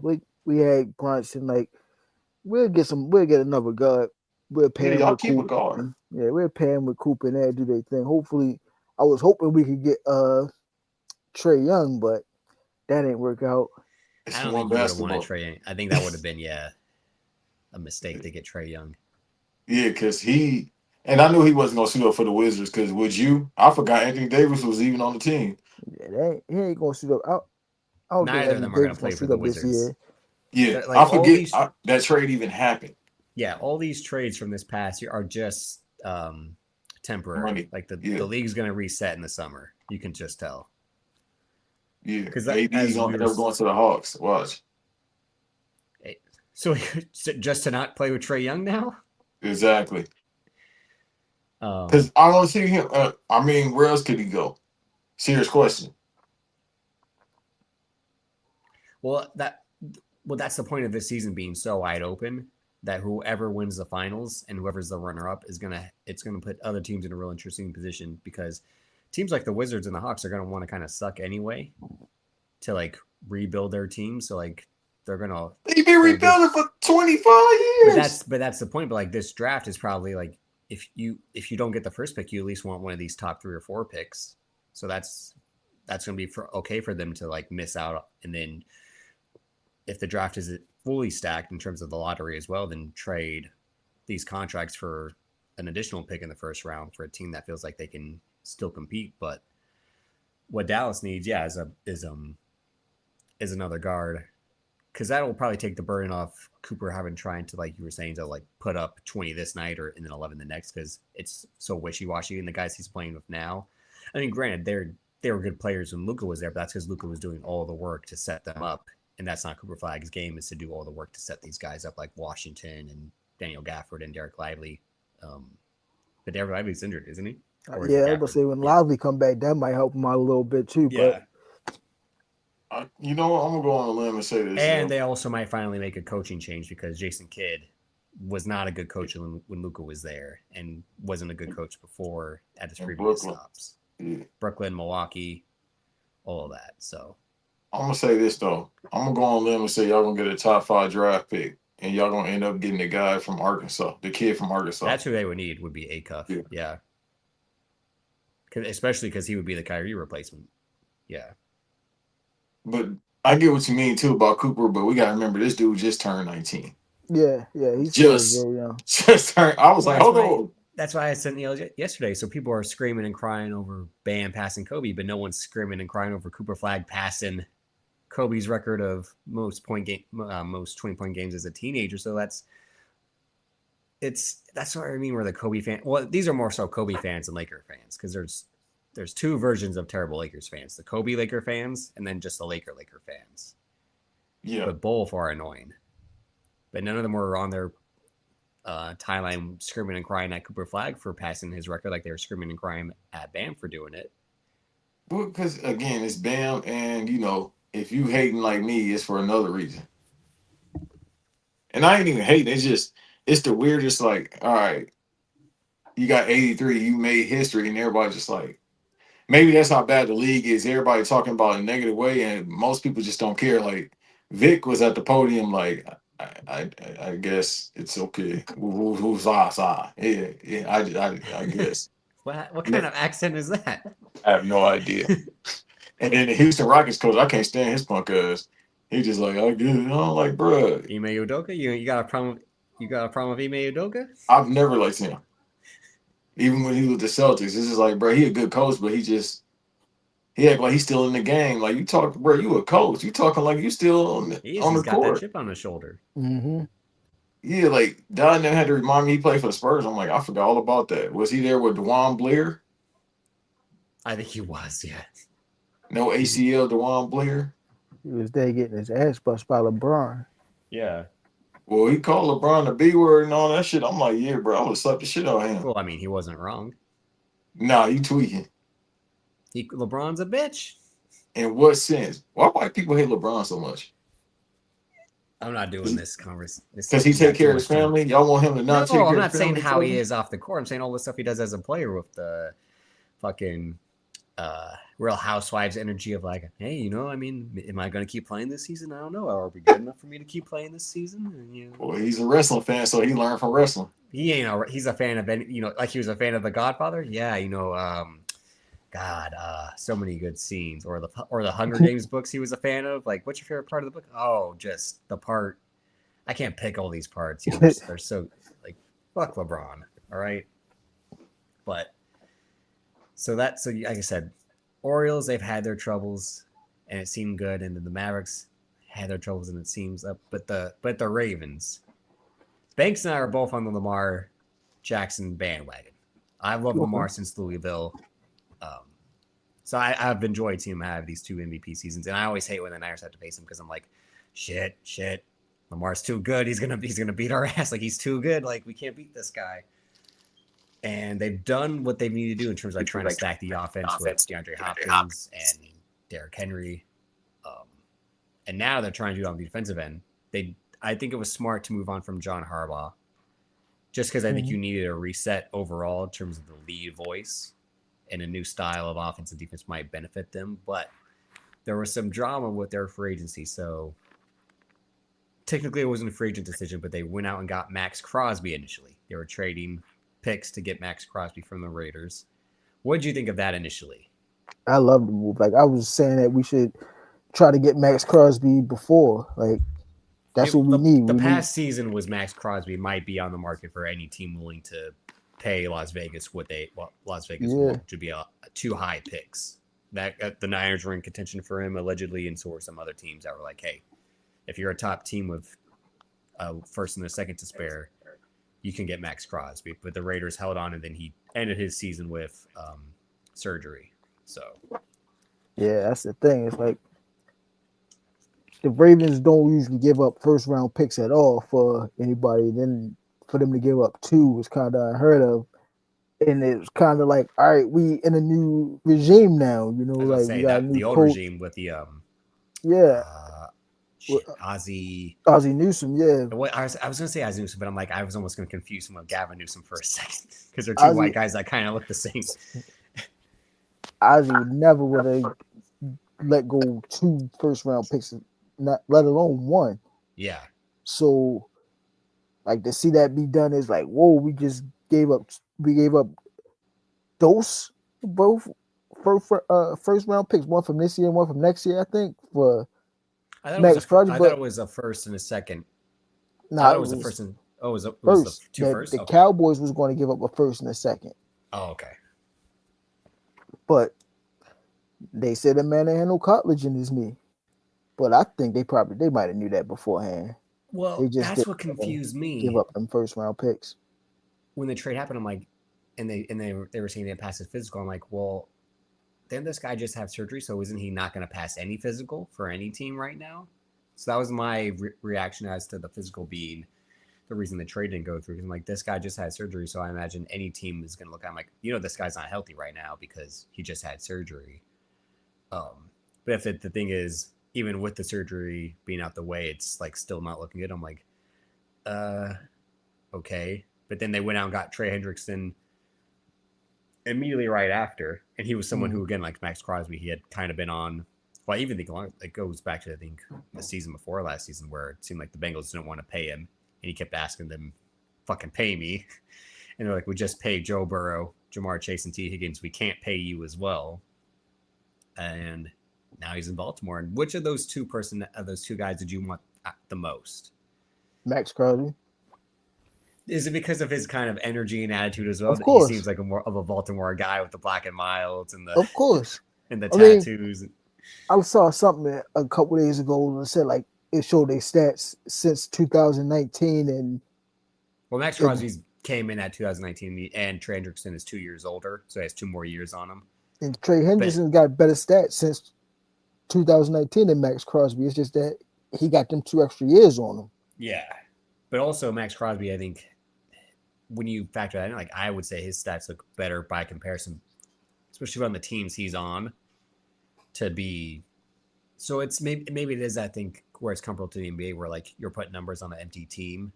Yeah. But at the same time, it's also for that position in football, like that's the position where you got to put up numbers. Like a defensive end has to put up numbers, even on a bad team, to show that you're an elite defensive end.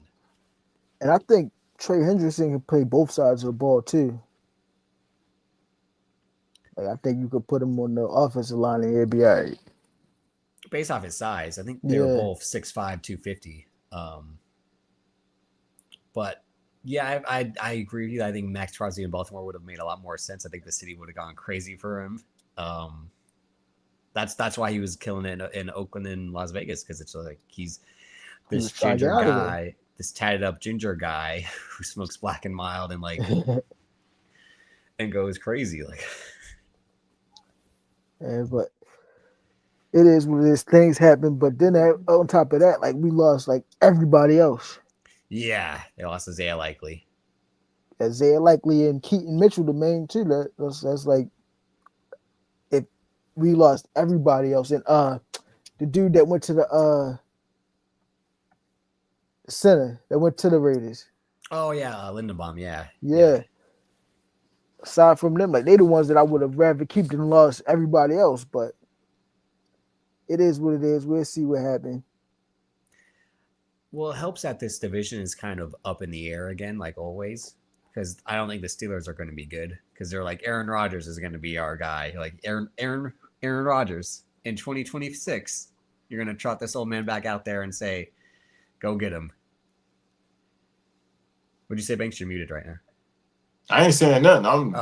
I'm just like Aaron Rodgers' parents. I ain't got nothing to say.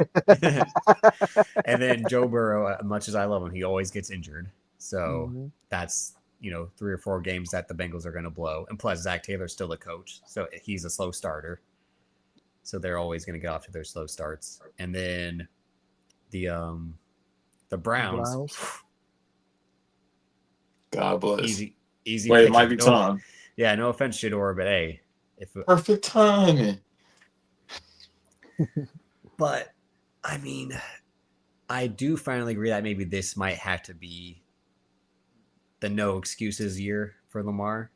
even though it is a new coach, even though they just, like you said, they lost their starting center, they lost. That's why I said, Davis, we could kind of like do this one more year. But like, no, hold on, hear Well, him out. I'm not. I'm never like Steve Young. I'm never going to turn my back on Lamar Jackson. I'm always going to ride or die with Lamar Jackson. But just in terms of like, should he seek a new team?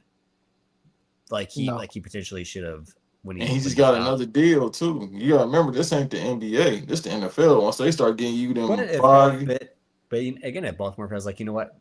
We moved on from Harbaugh. Now we got to move on from Lamar and completely start over from scratch. They be done. That, because he's still bringing eyes in. He's still bringing people to watch Baltimore games. And then also, we forgot, we could say. I'm saying, and again, his play hasn't slipped. That's not the reason to move on. I'm just saying in terms of like that thing where you feel like you need to reset the whole slate just because you know, like, how many first round losses can we keep piling up like they have? Also, too, this year we could be like, or they could be like, Derrick Henry, no shit. But he's still putting up numbers as old Derrick Henry. He's putting up better numbers now than he did his first 2-3 years. That's the thing. The thing is that with the Ravens, they need to get Lamar a real number one wide receiver. Yeah. Like the Ravens, we had Steve Smith, we had Anquan Boldin, but we never really had a real number one wide receiver. Yeah. But they thought Marquise Brown was going to be that. It wasn't. Say Flowers isn't that. And now that we got a Torrey good quarterback. Torrey Smith was never that. No. We never really had, like, Anquan Boldin was a number two. Steve Smith, he got the heart, but he ain't really got the height. It was the last two good prime Steve Smith years, Yeah, so like now that we got the wide receiver, we got the quarterback, we got the running back, we need a wide receiver. We need a real number one wide receiver, and then maybe we can start talking about, maybe it's Lamar if he don't make it with a real wide receiver. And the only thing last year was they did have much like my Niners, they did have the injury from hell season where every guy got injured within the first 5 weeks. Yeah. And that slowed their momentum. So by the time they picked up towards the end of the season, you had already lost, the first 6 games already. So I think it's like I was just saying, I think it's a winnable division for them still. And his play hasn't slipped. He's still an MVP caliber quarterback. Yeah. That division, they could take that by default, especially now because they got a new coach, because it was going to get to a point with Harbaugh, and I kept saying that shit. I think I said that like 2 years ago. I was like, yeah, they got to do something different. This system ain't working. Then the rumors start coming about him and Lamar. And I like Harbaugh, but they got to go faster. Lamar saved Harbaugh's job. Yeah. Harbaugh was on the hot seat when Flacco got hurt, and Lamar had to come in there, and he started winning games, and he won a couple games, and then they started him, and he started putting the team on his back. Yeah. He saved that man's job, gave him an extra couple years. Harbaugh should have been gone. Yeah. You said who? Fluco? Joe Fluco? It was a thing where once he was trying to fully adapt to Lamar, it did save his job, but he's never done anything to show he's a bad coach. I think there is a point, and you saw it with Belichick. You saw it with Belichick in New England, where especially once Brady was gone, a coach kind of like that voice gets tired. You need someone new to rile up the troops, and you see it immediately when someone like Mike Vrabel goes to New England, and how they went from one of the worst teams in football last year to being the Super Bowl losers this year. I don't trust Harbaugh and his decision making. He don't know, he like to keep timeouts and use timeouts the wrong time, and I don't fuck with him. I think he'll do a good job in New York. I think that's the type of coach they need, especially for that team with Jackson Dart, and if Scatterbo can be decent coming off that injury. And if Malik Neighbors is able to come back and be a number one wide receiver for them. But half the Ravens he scouted. Yeah, but that's he knows the personnel that was working in both. But every coach kind of does that. They take the coordinators with them, or they take the players with them. In any type of sport, you want the same voices that you can depend on, and that are available to come with you. But overall, in that, and the way the AFC played out, with the Patriots sneaking in with no offense, it's like what Banks and I were saying about this past season. Like, it's going to be a wide open season. I don't see the Seahawks repeating because, right, yeah, they'll have that great defense, but they just lost Walker to Kansas City. And the rumors like Walker didn't like having split carries. I'm like, that's the reason you guys won the fucking Super Bowl is because you guys split carries. Like, there is no such thing as a number one running back these days. Like, every guy needs someone to take 50% of the burden with him. I was about to say, I don't think he's going to go crazy like that next year. No, he won't. Especially on that old team. No. How many times we done seen somebody go off in the Super Bowl and then the next season, crickets? Well, he's low key been a good by seeing the Seahawks when they faced the Niners. I was always like, this guy is a pretty good running back. I do think he was better than Charbonnet, but the point was, you could rest, and this other guy's not bad when you're resting. That's why I wish the Niners had kept Mason last year, but they let him go to Minnesota because McCaffrey coming back from that injury, I'm like, this guy's not going to be that good coming off of that type of injury. And you saw it this year where he could barely run for 3 yards a game. It's like, not every guy's Derrick Henry where you get better as you get older. Like, that never happens. Walker remind me of a J.K. Dobbins type of. And they just let him go. Like the Chargers. Like you might have that good season or you might fit well in that system, but then you try to go somewhere else. Let me see, because I want to see what the other free agents like. It's been a kind of a crazy free agency just in terms of what the hell. Like, Kyler Murray goes to Minnesota, which is hilarious. Hey, Skip saying that's the one right there. I'm kind of inclined to believe. How did you want to believe old Skip Bayless? Always. Go ahead, Zell. How did Atlanta pick up Tua before Kyler Murray? Because it's Atlanta.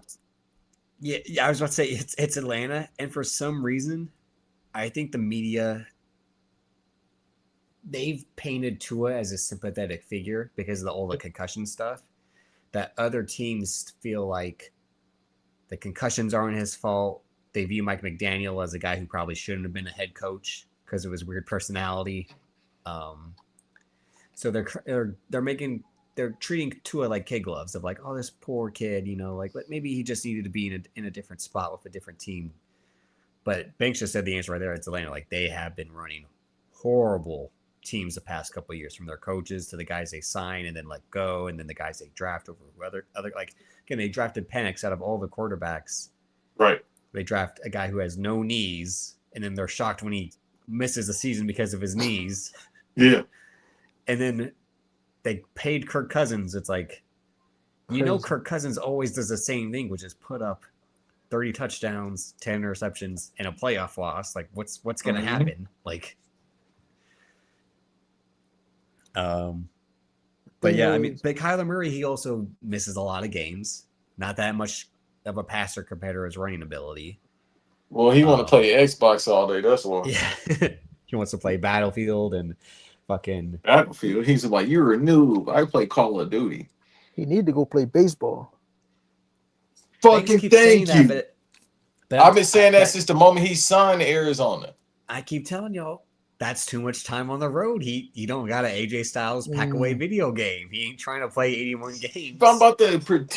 If I'm potentially can make $100 million, yeah, I can. No, from the Oakland A's, you're not making more than $10 million. I mean, I'm sorry, just the A's. They about to move to Vegas, Davis. The A's, because they don't have a home team. Yeah. No, they about to move to Vegas. I think next year. Nah, Kyler Murray's like baseball. He would probably try to do the John Elway thing of like, get me to the Yankees and I'll play baseball. Hell nah. He gotta start. Go ahead. Like Russell Wilson wasn't that Russell Wilson that went and played for the Yankees and was in the minor leagues? He had played minors for the Rangers, I think. Oh, yeah. I thought he played for the Yankees too. I think his rights were picked 2 different times because the baseball draft is weird. They can draft you at different points. They can draft you right out of high school, and then if you choose to play college sports, they can still draft you out of college. Yeah. And then it's a thing where your rights maybe his rights have been traded because that's it. If they know you're playing other sports, so they'll just trade your rights because the team could be like, hey, you never know, maybe they'll change their mind. Where are some of the others? I'm trying to look right now. Shit, is it? Obviously, it's a rhetorical question, but if it's too late for Russell to go to a baseball team, that's Yeah, done. at his age, yeah, he Yeah, probably should have left instead of going to Denver. that's what I'm saying. He Rhetorical probably could have question made because it's he done. probably could have started playing Double A, and maybe. But I think his thing as a baseball player is that he was pretty good. Just he was obviously way better at football. Yeah. Well, I mean, it made him a Hall of Famer. He's definitely a Hall of Famer. He made a lot of money. He got a year or so, but enjoy doing commentary because that's what he about to be doing. They Oh yeah, definitely gonna try to make him a commentary guy. well, they thought Drew Brees would do that, and then they found out Drew Brees was terrible at it. So, Well, because he was worried about the same thing that Clayton Kershaw was worried about and John Stockton. yeah, He Bradley said, Chubb "Get went to these the blacks off my Bills. team." You heard me? Like Banks and I were talking about offline, but the Colts paying Daniel Jones 2 years, $88 million, but it's worth up to $100 million with incentives is insane because he's coming off an ACL and he's Daniel Jones, so that's crazy. Oh yeah, Geno Smith going back to the Jets, that's hilarious. Like, you got a death wish, Geno? Like, what do you mean? Hey, Geno Smith, keep a job, bro. Yeah. Like he's the greatest on-call quarterback in history. Like, oh, you need somebody? All right, I'm gonna be there. Just No, let me know. that's Josh Johnson because for some reason they announced he signed with, and like Josh Johnson, every time he plays a game, which is once every 4 years, he's terrible, and the team's like, we still need a backup, Josh. Teddy Bridgewater is gonna be the Lions backup Teddy as again. well. Teddy, keep a job. But he's only doing that because he needs something to do after high school football ends. Like he does all that high school football coaching just to come Yeah, back and that sit on that the bench school, for. they fucking idiots too, bro. This man is paying out his pocket for these kids, and y'all like, oh, he can't do Well, that. they Well, changed the y'all rule fucking now do to it. where you can do it to a certain limit. So they changed the rule in his favor. Or 15,000 or 10,000. Yeah, or they could just give him the money so he can do it. Or they can take care of it, which is preferably the choice. Why oh don't yeah, y'all take care of it so the kids can get there? I don't know. The state of Florida makes a lot of money. Like, wouldn't it be on the responsibility of the school to get these kids to and from these games and all that? That's what I'm thinking. But again, it's Florida, and because I was like, would it be the parents? No, it could be the school because it's government funded. This is a That's what government program. I'm saying. Like, if the school's responsibility is to get you from the school to the next game, like they get them a bus or whatever. Why can't he put some money into the my school whole point was to get yeah, the he kids shouldn't. from school to home or whatever? Yeah, if the school doesn't have the resources themselves, then if the guy is willing to put up his own money, why should that be an issue? Like that was my whole thing was like, there's nothing where like what this guy is doing. It's not like he's trying to convince players from other schools to come and play for his team with his money. He should have just Right. saying like, I'm trying to take care of Right. my players, my team. Like that shouldn't be a negative, not just in terms of like what it means for the community, but like if you have the funds or you have the means, whether if he even if he didn't have money, let's just say he had a connection due to a member of his family that could provide busing, like or provide whatever else, like that shouldn't be illegal. If you're the one that has some sort of influence, you shouldn't just look at that as a negative or like, oh, that's cheating, that's breaking the rules, that's bending the rules. Like that's the type of coaches you should want, especially in high school. What's the difference between him getting the kid a ride home and them having a fundraiser to raise money? Exactly. Or, and this is also my other point, just because it's athletics, like if this was the science teacher giving someone a ride home, would that be an issue? But because it's athletics, they try to keep it separate. If the parents okay it, then it's not an issue. But in the case of the school, my whole point is why should he come out his pocket when the school should be giving him the money for it or have an incentive? Like, It's probably like they'll just the school doesn't probably have enough to do it, and he's willing, and he's or have um enough that he's willing to put in to the point where like wouldn't the easier way just for him to put in the money into the school, that way it's like reverse money laundering, you know, Right. like you're putting your own money in just to use your own money. Well, they should raise his salary, whatever he's getting in at that point. But obviously, Well, they then that don't would be do that. that would do the opposite. Then it shows like he's making too much just to put the money back in. Is what I'm saying. You see how That's this where conversation is going between all three of us? It lets you know how fucked up this system is. Like, look no, what that's we what everyone talking was about. saying. Like everyone was saying like this is a stupid story. Like this guy's doing one great work as a human being, Right. and you're like punishing him for, and also like, isn't his job as the coach supposed to be to look after his players in such a manner? And you're like, Thank that's you. wrong. Especially if they go into low income areas, which they said these kids are coming from to go to this school. Like, bruh, he's trying to keep them away from staying in that low income area because it took away the after school programs from a lot of these schools in this country. And the man is an active NFL player. Right. Well, He don't have to do he this. was retired at that point. He became active because they suspended him. Like, Oh, okay. And he yeah, went back to no, the he was Bucks. done. But look, Had, you kind of yeah, right, Zell. That's the no, he thing had with Teddy. he Teddy, just retired that year, and then they won the state title right away, and then they suspended him after. He's like, all right, I can go get a job. Like, but that's what I'm saying. Teddy is one of the greatest on call quarterbacks, too. Like, oh, y'all need me? But I'll be there. And still, yes, even still, like he's getting what 1.2, probably with all these 1 year deals. Still, why do I have to come out my pocket for X amount thousands of dollars to do this? But he's doing it out the kindness of his heart. But again, this lets you know how fucked up this system is when we got to have debates about education, not wanting to put up money for the kids. Exactly. I don't know. I mean,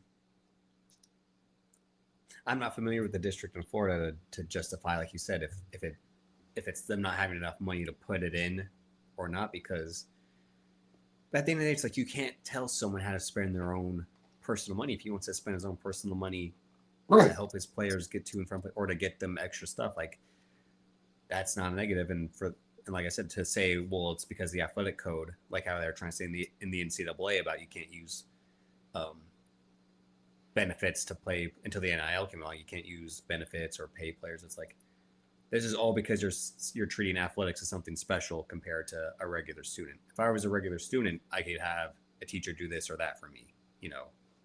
But because I'm on the That, football team or I'm on the basketball team, I can't have basic shit. that's what I'm saying because, but look at now you got me in that type of Banks bag because it's like look at what they putting these ideals into of what it should They be try to for keep progression. athletics. Yeah, they try to segregate athletics in a way, and that's a whole bigger picture in society when they try to say like, well, you shouldn't um, try to strive to be what a football player does or play basketball for a living or stuff like that. Like, well, you're telling me I should or shouldn't because of this or that, but at the same time, you're treating me differently already just because I'm on the football team or I'm on the basketball team. Where that goes for the positive benefits of like guys not having to do tests on time or, you know, turning essays in late with stuff like that, you know, all sorts of things. But it goes to society's point of like you're trying to segregate athletics because what? Your own bias or your own prejudice against it or Right, your own right. approval of it too, because there are points to where if you're on the foot, you will get a head start or an advantage by being on the football team.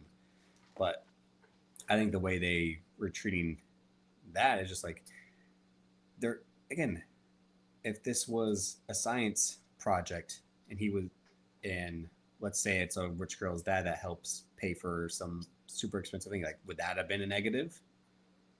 No. It's just because he's the coach of the football team that plays a factor. Maybe what he should do is give the money. No, you can't do that because they might not do right. But like if you Well, give that's the what I money was saying. Like if you put the to the money into the parents, yeah, that's what I'm saying. and If you just put the money into I'm saying into the program itself. Like he's the donor, but then they're saying like you as the coach you can't be a donor. Then it's okay. Like that's what I'm saying. Give it to the parents and let yeah. them put. Well, then they're really like that's where the taxes come. Like where did you get this money? Huh? Like how are you gonna write this money off that you just Also, see the thing is, if he was a player of prominence, obviously he's getting a job from these teams, but that's the team. If a team that he's playing for or has played for, the NFL as a whole, like, hey, let's just put money into this program. But again, he's not as prominent as these star players are. Because like if Pat Mahomes was doing this, fucking league, everybody be trying to kiss his feet and give some money to the school he's trying to help. Okay, so here's what it is. It's the Teddy Bridgewater Act, 2026 Florida law, allowing high school coaches to spend up to $15,000 of personal funds annually on players for transportation, food, and safety. 15,000? Yeah. 15. Okay. I think that Coaches must report these expenditures to their school or the Florida High School Athletic Association. you said, So maybe as soon as you said Florida law, start issue, laughing. What law? So maybe that's what the issue was initially, is that while he was doing this, he either didn't report it initially, but in his mind, like all of our minds are like, why should I have to report me doing something that's decent, something that's human? Like, right. And the parents appreciate it because if they don't have the means of income, hell yeah, do it. Yeah, he was suspended for providing Uber rides and meals to players considered immiscible benefits. And again, benefits, but it was the transportation thing. The transportation thing got heat with me, but it was the food. So y'all treating this like the old days before NIL, even though there's high school. It's like, all right, we'll play. Or you can probably dehydrate yourself and die because it happens a lot with high school players. And don't eat. You gotta do it for the love of the game. You know how hot it is in fucking Florida all year round? Can I at least get a hamburger? Right, like you want these kids to go out there on that field for your school, but they can't get a meal. Well, and see, here's right, because Sports Illustrated has this article where why the Teddy Bridgewater Act could open the door to pay-to-play era in high school sports. But this is my point, where if I'm, valedictorian of my school, and let's say I'm one of these kids who gets like a paid internship to work at so and so in the summer, and then I can go and I have a scholarship for an Ivy League school. That's not, like how. There's no sanctioning over that, or no, you can't do that. But just because you're an athlete, you get these handcuffs on you until the NIL is what I mean. Like you couldn't do this, you couldn't accept that. Like college athletes couldn't have jobs, they couldn't do this, they couldn't. But the same guy in their classroom who can go work his job or trade stocks online while he's in college to make money on the side can do this and that, but just because you're on whatever team, you can't do anything. That's the part that's always been bullshit until they finally allowed NIL to happen. And now that they're mad they let NIL happen because the players now have all the power. Like that's how it should have fucking been. It was always ridiculous that you had to sit out a year if you transferred schools. But like I would say, like, what if my dad died and I'm transferring to go be back in state and live with my mom and play on the team still? Or if I was a regular student and I transferred from one school to another because my brother's going to school now. No, I'm saying if I'm a regular student, I can transfer willy-nilly. I don't have to sit out a year if I'm a regular student transferring from school to school. But they always feel like these fucking handcuffs on athletes because the school says you're better because the school's making all this money off you, so they have to handcuff you in these ways. That you're different from everyone else because you're doing this for the school versus the regular people who pay tuition. This is the way the world goes. They always they say, "Oh, we're giving you this education, this opportunity, and it's a year's worth of tuition." But how much money they making off your back? They selling jerseys and video games. That's why the idea of like the education is the payment was always bullshit. Especially like I was saying, like ask Nick Saban, who wants to be all high and mighty about we didn't pay players out of Alabama and now the NIL is about like go at how many guys that he coached got their fucking degrees, especially not after the fact where they did the extra credits while they were in the pros or out of school. How many players graduated from Alabama with their degrees on time when he was their coach?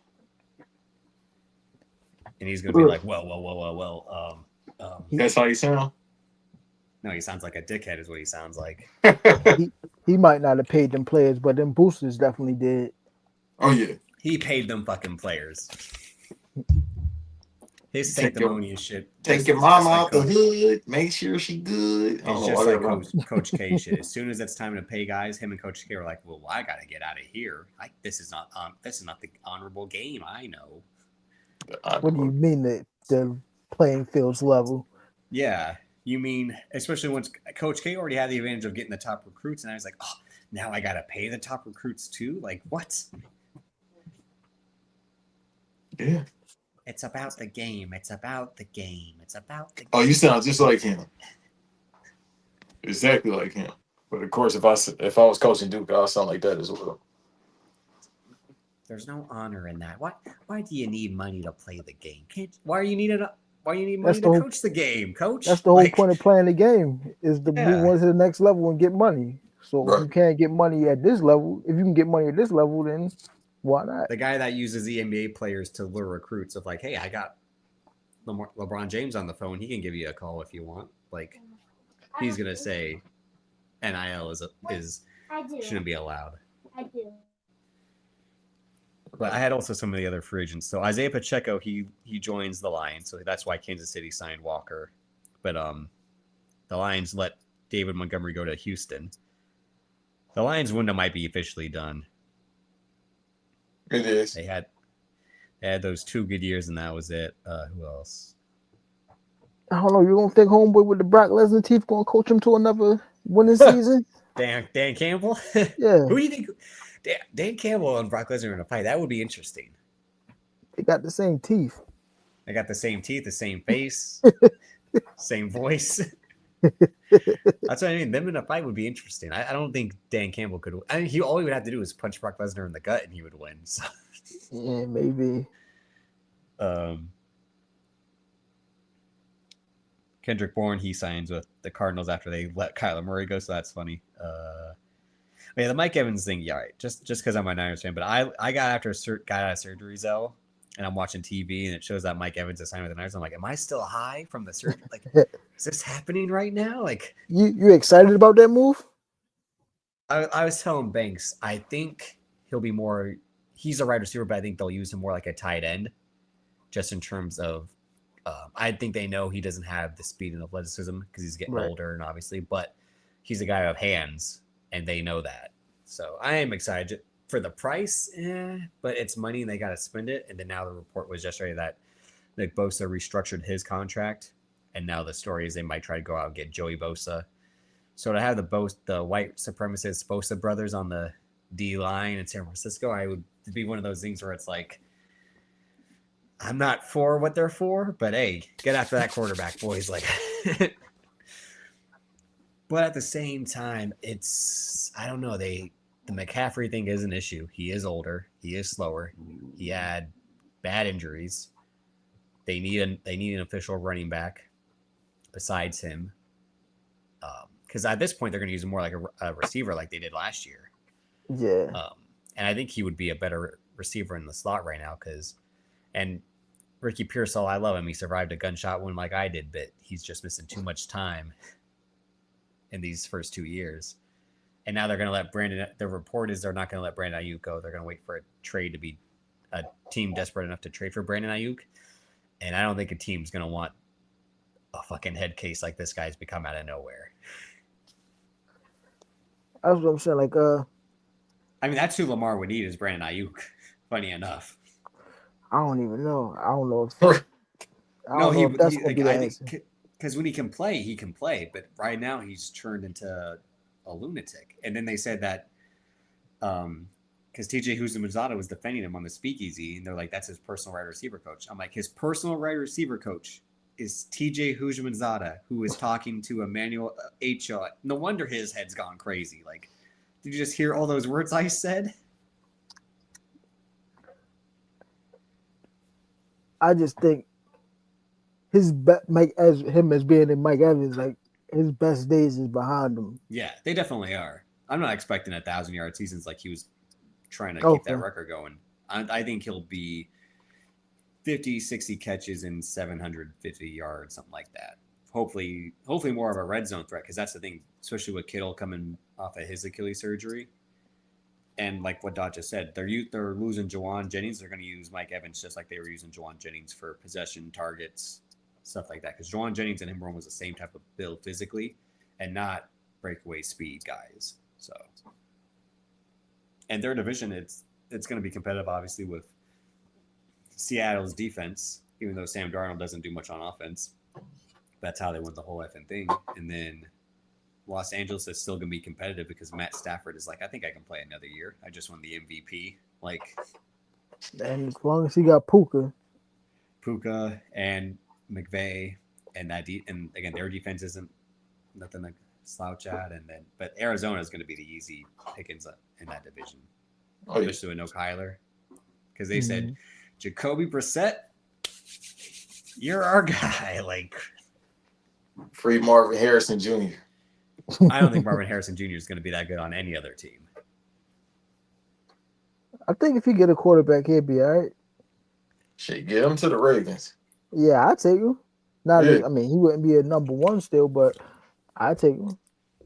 He might develop to a number one over here. We've seen what his numbers were last year. It hasn't helped that he went to Kyler Murray and then That's what I'm saying. For his first 2 years, but at the same he definitely got to jump to grab the ball. Mm-hmm. Like jump higher. That's why I was telling you. I don't think Justin Jefferson should be thrilled that Kyler is a QB now. He's like, shit. I forgot all about Justin Jeff. So for his first 2 years, let's see what Marvin Harrison Jr.'s averaged. He's averaged 103 catches, 1,493 receiving yards, and 12 TDs in his first 2 years combined. That's pretty good, man. Over 29 games.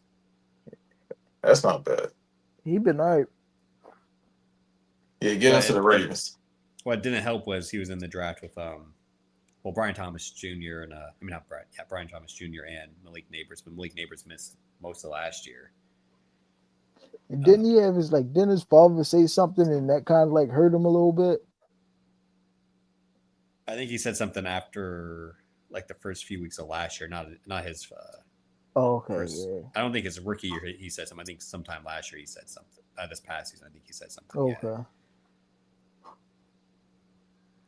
But the Cardinals are like Atlanta, like the way they make decisions are pretty dumb, and like they get these breakout like winning seasons for 2-3 years, and then they fuck it up immediately right after for 7 years.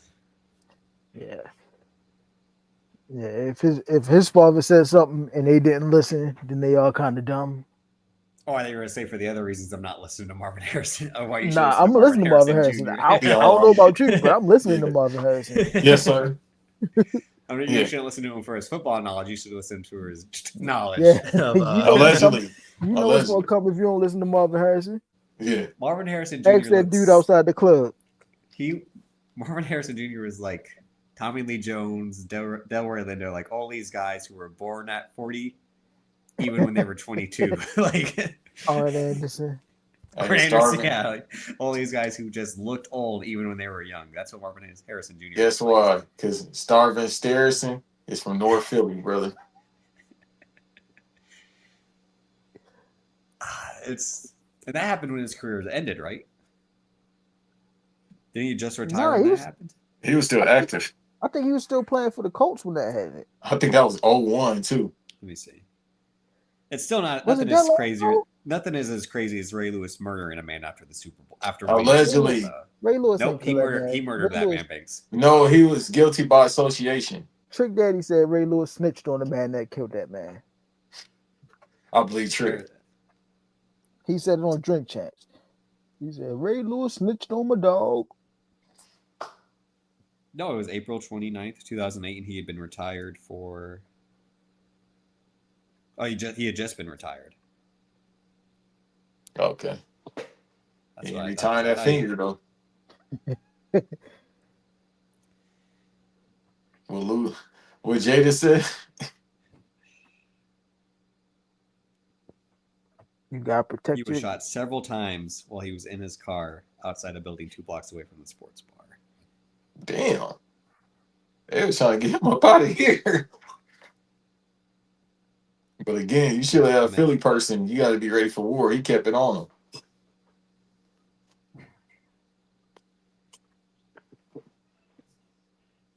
Yeah, he also seemed like the most unassuming guy to commit something like that. Yeah, I was so surprised when I first heard that noise. Like Marvin Harrison did that. Yeah, he looked like an '80s sitcom dad. Like, Yeah. Hey, Davis, hey, you now learn those the ones that keep it on them. Fair, yeah, you got a fair point with that. Was it a 38? Yeah. The ones that keep it on them, they look all innocent and nice, and they clown and they joke, and that's the ones you got to watch out for. Always watch out for the people that smile. He looked like Ned Flanders, basically. Like, "I dilly ho, neighbor," and then like, see, Ned Flanders had the toolie on them too. Yeah. On one episode.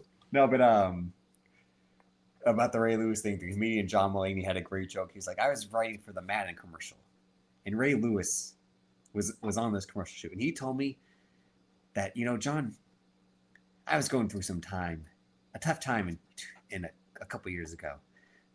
He was like, "Oh, what?" And John had no idea because he's not a sports fan. He's like, "Oh, like what?" And then he's like, "I'm not going to talk about it with you right now." And then so he's like, then I looked up. Ray Lewis was allegedly committed a murder in 2001. And the only reason they couldn't find the murder is because it was his suit covered in blood that they couldn't find. Like, Ray Lewis trying to preach himself out. Is a murderer. He shouldn't have played in that Super Bowl against the 49ers because he used the deer antler spray, and that's illegal, but they let him play anyway. That's 3 strikes. Which one is the worst? Number 3. The deer antler spray, because it cost me a Super Bowl title. That man should not have been on that field that day. You can murder him. Cost y'all that title. No, that's the only reason we got back in the fucking game, because we were getting our ass kicked for 30 minutes. Yeah. That game was not looking pretty. Saved them. To that halftime, then that's when I started stressing. What they call it, the Illuminati Bowl? Colin Kaepernick just overthrew a pass slightly to The Michael right Crabtree, and that was it. The right team won. No, they didn't, but still. That man's a murderer. A murderer! I like when Pub... That was hold up. Oh, you said because of the deer spray, he shouldn't have played that game, right? No, he shouldn't play because he literally was missing games with the triceps, and they were like, he used deer antler spray, which is a banned substance. And I'm like, then why is he allowed to play? What? It was a gray area. But how you used to call Kane murderer? You're a murderer. Like, that was me to Ray Lewis. Like, you're a murderer. But that was an entertaining game in the second half, because the first half, and then the Jacoby Jones kickoff return too. That was that was one of the best Super Bowls. Rest in peace, Jacoby. But anything else? What else should we talk about before we get out of here? Y'all want to get in 15 minutes of wrestling? Banks doesn't want to. Banks is scared to say what he wants to say. I ain't scared to say shit. I saw Adele Twins on SmackDown on IG, and I said I'm cool. I ain't got shit to say. Don't get me started on them geezers. They need to go home and drink wine. It's more entertaining than watching them in the ring. I'm about to say something freaky, but anyway. I mean, what y'all want to talk about? I mean, the shit is ass. I don't know what to say. Down yet? What happened on Raw? Exactly. I just know y'all like 15 minutes. Well, I had minutes surgery that day, so I had other things on my mind. So I'm trying to remember what happened. I watched it. I'm just saying, like, it was super. Oh yeah, Finn Balor finally turned on Dominic Mysterio this week, right? They turned on Finn. Well, yeah, he was right to say, like, your father was right. You are a prick. Like, and he gave him the Pele kick, and the JD McDonough clotheslined him, and it's like his man put the boots to him. Yeah. Then what else happened? I mean, the Usos and CM Punk segment was stupid. That shit was actually funny. Apologize, it was only funny because that's what he kept saying. He was apologize, Oos. You owe us an apology. When he get mad, it's the funniest shit ever. You mean when he does the walking around and does the look around with the microphone? What you gonna say? And Jimmy don't even talk no more. No, Jimmy talked the whole time. That was the funny thing. He was like, "Oh, he talked this past week." Yeah. He was doing all the talking. I just seen Jay's part. Apologize, Uso, and I was like, all right. No, Jimmy was doing all the talking. Y'all think that the WWE picked the wrong Uso? Like they should have went with Jimmy? Hell no. No. As much as Jey Uso is his whole run was overrated, Jimmy Uso, he was getting fat back then when it was going on. And to borrow the term Banks, he had no motion. Jimmy Uso had no motion. He did. Hey, he built like Hillbilly Jim now. Plus, Jay had all the momentum going back to the COVID year when Jimmy missed that time with the knee injury. Yeah. So they didn't choose Jay over Jimmy. Jay had the opportunity given to him because the injury. Like all that tribal chief shit started was because of Jay. Yeah. That shit was funny as hell. I understand it now. But Jimmy had the best promo when they were doing the fractured bloodline. He did the look at your brother Joshua, take care of your brother Joshua. Like I'm like, damn, that's that responsibility shit from Rugrats where it's like you got to be the big brother looking after the little brother. Like that shit was hitting me. Because if you out Woos, then I'm out too. And then they super kicked him like that. Jimmy cut the best promo then. But no, Jay was the right one because he was selling all the Sami shit super well, but like not fucking with Sami Zayn and looking at him crazy. Especially when Roman gave him the shirt that night, and Jay was like, "No, no!" Like he was just losing his mind every time they were doing Sami Zayn. That's what I said when he get mad, he be. Well, that's what I hate now. So I hate the pop and lock and Mighty Morphin Power Ranger routine. I call it when Jay still comes out and he does all this. No, I'm talking about him and Sami Zayn used to do their handshake. They do the Key and Peele hand slap shit. Like now, Jey Uso when he do wrestle, he just do the rock slap now. But what else happened? Obafemi beat Rusev. Okay. Oh God. Oh, I mean, fucking 5 stars.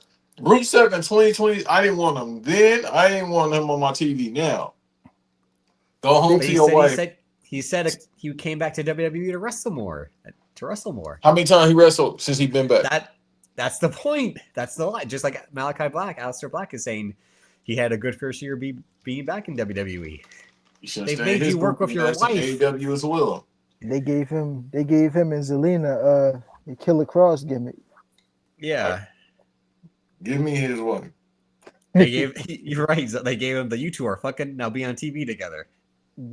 And he going around talking same stuff that Killer Cross was talking to people in the back. Yeah, I want to see the real you, the dark side of you that you're hiding from yourself, that you're trying not to be. Yeah. And then let me see. I'm trying to look it up. What's time, brother? Oh yeah, Penta won the IC title from Dom. That's what happened. Who gives a fuck? Because he got cursed. Yeah, they were trying to blame the Dan. So what did you think when Danhausen showed up? I am now a Fanhausen. Oh, okay. Good night. We're getting out of here. You and Cody Drake can go settle that.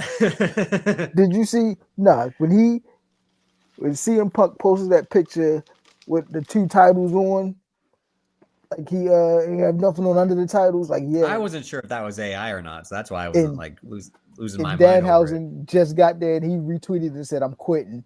I said, "Yeah, I'm a fan." What else?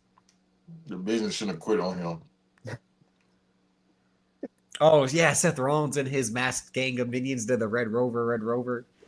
Shit, that was stupid. Where they all just like circled around it, like we couldn't tell which one was Seth Rollins the whole time. Right. The biggest dude there. What's the point of doing that if y'all just gonna run around and leave out the ring and he just gonna stay in the ring? If y'all gonna have a bunch of masked people, y'all should jump somebody so y'all don't know which one is Seth Rollins. Well, how are all these guys getting knocked out by super kicks and curb stomps if they're not Seth Rollins? That was the other part of like. My thing is, there's 2 fucking jabronis. You can't beat them up. You need Max, man. For Austin Theory and Logan Paul. I'll see if it was other members. It's 2.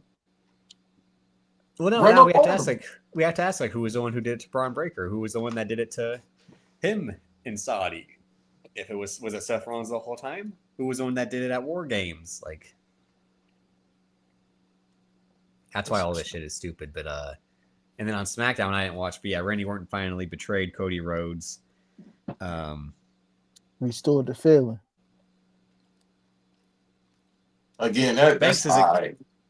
Banks, say what you want to say. You're looking forward to this match, aren't you? Aren't you now? I'll watch it. I don't look forward to anything that's relating to Cody Rhodes because I don't fuck with him. But I mean, it's because we know it's like you got your ass beat. Somehow you gonna come back and he tried to check me out. I ain't your young boy no more. That's all he gonna fucking say. Like it's the same. Don't forget his daddy. Shit. Just because what you did to my father, you won't do to me, Cody.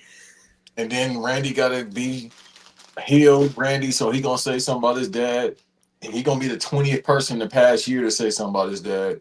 Same old shit. Here's what's funny because they always run the same storylines on both shows. So they've already done a dead father on Raw with CM Punk and Roman Reigns.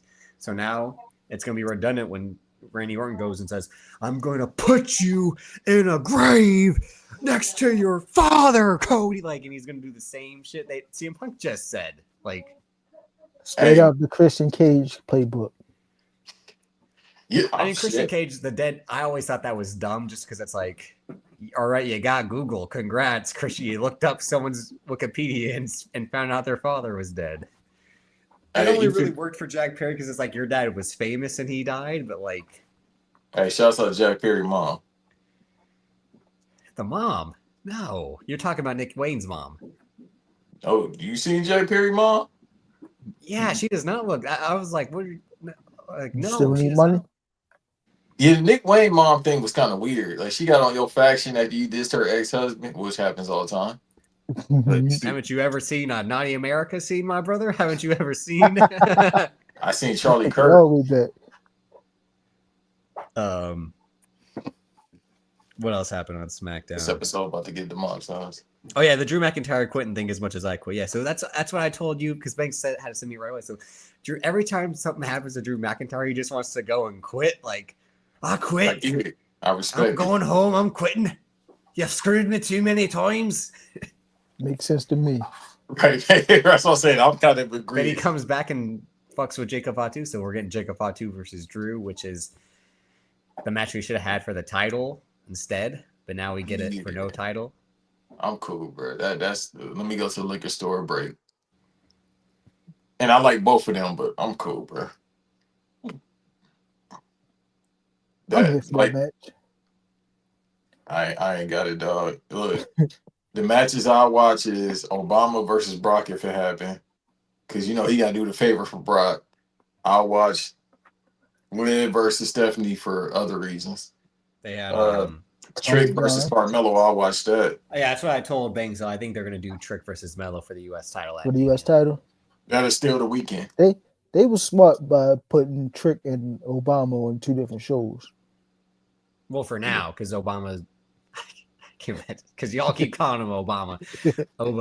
He keeps bouncing back and forth, but I think well, here's the thing. Where's Royce Keys at, Zell? Here we go. Maybe they try to find out his age. He's Dominican? Yeah. Right, that's the type Royce Keys is Dominican.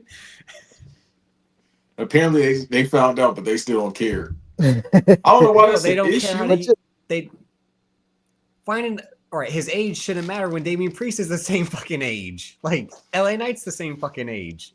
Randy Orton is the same fucking age. They're all the old fucks. They all told the truth. Randy 49, dog.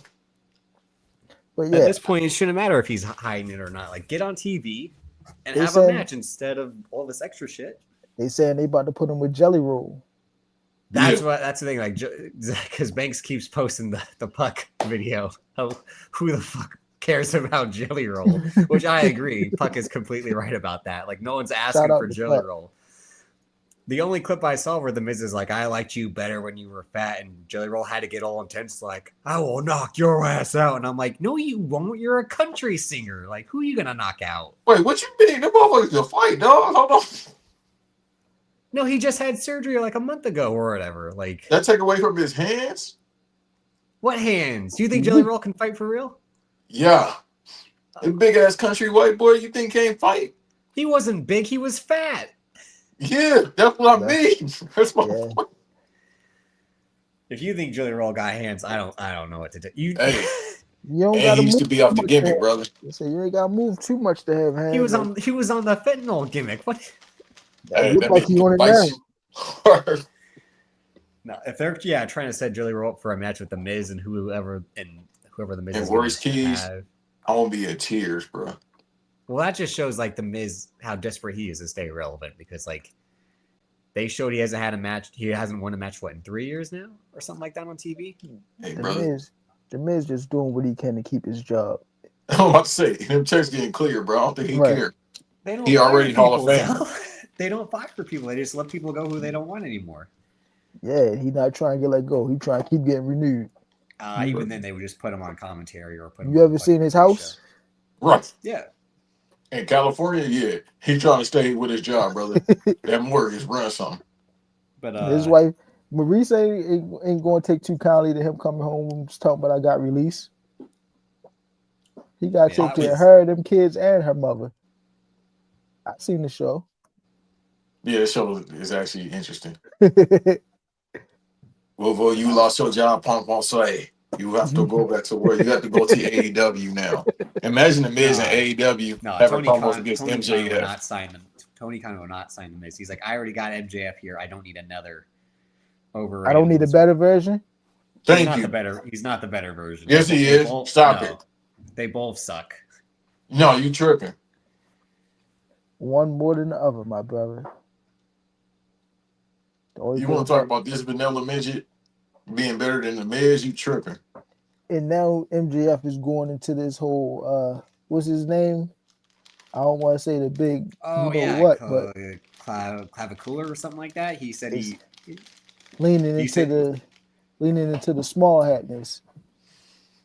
Well, he did that years ago when he said he was being picked on for it. He said they threw quarters at him in school, and I'm like, what? The big Hebrew. That's what his shirt. He got a shirt that said the big that Hebrew. was.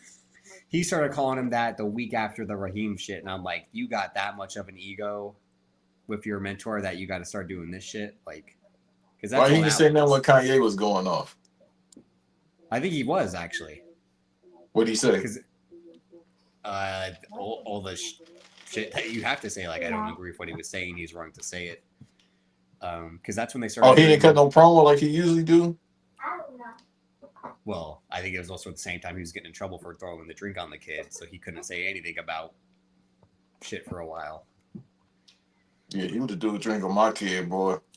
I can't say what I would have did, but because it'd be we don't have no show no more. But if it was me, I would have shot his ass. No, can't say what I really want to say. That's why I said. You're right, Zell. He did start calling himself that, which I'm like, even though I never listen to his promos when they come on. I'm too busy looking at his head of fake hair now because he got some super plugs. He went to Turkey. MJF went to Turkey. Oh, overtime. He's got like Lego hair. It doesn't move. It stays the same shape. Is it flammable? It looks like it. He got the Jamie Foxx, bro. Remember, Jamie Foxx had the upper taper. It stayed like that when he got the hair surgery. Mm-hmm. Like, bro, how you taper this crispy all the time? He wasn't losing it like he just had big side circles, but now you see like he has it completely like glued shut those sides. Like it's insane. He got, like I said, a mega turkey job. He's too young for that. Right. That's why he did it. He knew he was going to be bald by 30 because he's not even 30 yet. He should have tried. Or he just turned 30, I think. Beyonce Magic Hair Elixir. Oh yeah, I gotta buy some of that. That's what I'm going to try. Yeah, you turned 30 this year. But you sound like Fabio Davis. No, I need it for the circles again. It's the temples is where because if you've seen my dad again, my dad's hair doesn't recede just in terms of the front, only on the sides. That's because he also wears hats a lot. So just get a shape up. Thank you. No, it's not about. Again, it's not about shape ups. It's when you look at the temples on a white guy, like Ryan Reynolds is a big version of like it's a right around the curve where certain guys have it. Well, where they're not losing the hair in the front, it just recedes through the temples for whatever reason. I don't understand y'all dudes in relationships and married doing shit. Hey, you already got her. Why is you doing this? Maintain. So you know how you look. I care about how I look more important. I care more about how I look. That's why. You love yourself. You gotta take pride. No, I don't love myself at all. I just gotta take. Sean, you be kissing yourself in the mirror. I'm not Alex Rodriguez. No. No, that was the rest of it. Oh, did any of y'all listen to Jack Harlow's? Oh, that's off the mud. I know you did, Banks. I wouldn't fucking touch that album if you gave it to me for free. I got streamed and I ain't listening to that shit. My nigga, I ain't listening to my nigga. It ain't no That's way the title. Say it, Zell. Look. Oh no, you say it, Davis. What's the title? It's Monica. I used to date a girl named Monica. Finally got him. Finally got him. I used to date a girl named that. What was her name? Monica. Like, what do you mean?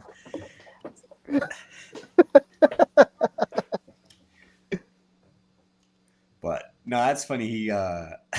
He's a weird fucking guy. I do agree with what people. Them names that they was calling him on Twitter was hilarious. That's what's funny. Yeah, they started calling him that neo-Nazi. That was the one, and was they called him hunky. Music stole child.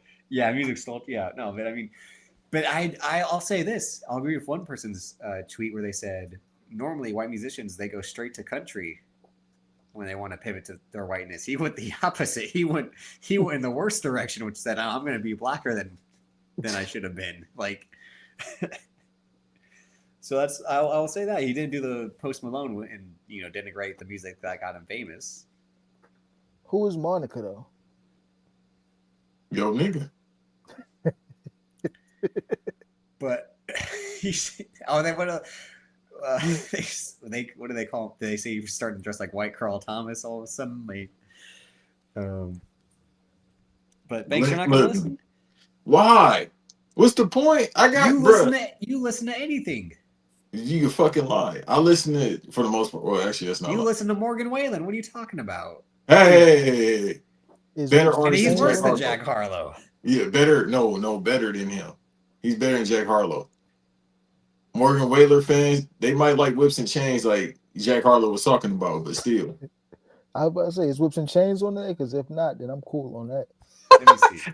No, that was just a song he put out. Dude, no, I'm a hardcore like R&B mark. I could listen to Glenn Lewis. I could listen to Jaheim if I want neo soul. That's not even a real genre. It's not a subgenre. They just put that out because people were just doing R&B slower.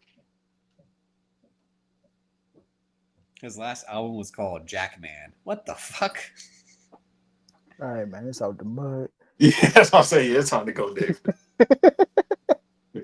That's good. I just thought it was funny that everyone started losing their mind. Well, not losing their mind in a like over the top way, just like losing their mind in a comedic way about it. Yeah, that was the one. That was the one they called it. I was going to say that one to Zell. Timing all this is bad. How much he loves Drew Hill. I didn't even know that was his religion, which makes it funny. I didn't even look at him. Come on, David, you about to get us in trouble. He looks like MJF. And that hat was way bigger than the penny that he had on. I'm gonna miss this. Let me see if he actually is. Real quick before we get out of here. No, he's from Kentucky, bro. Yeah, so he's.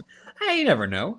They migrated from Egypt. They could migrate to Kentucky. All right, I'm about to call my uncle. Tell him what you just said. Egypt. What did he say? He's a French and Irish descent. So he just that makes a lot of sense too, based off how he looks. Yeah. So he's that's not his practice. But tell me, doesn't he look like he could be MJF's cousin? I ain't in it. The great Mac Miller, believed the same thing as MJF. He didn't look like it. Yeah, that was If you don't got the curls and the tassels hanging from your waist, I don't believe it. All right, so.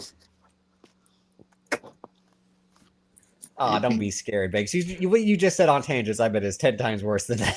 Yeah, it's behind a paywall. Who cares? The people that's paying their money. and nobody that's What I'm gonna saying? hear this. Like you're the one who doesn't believe in cancel culture anyway. Yeah, but when it relates to them, that's a different type of mafia, brother. Oh, That's a.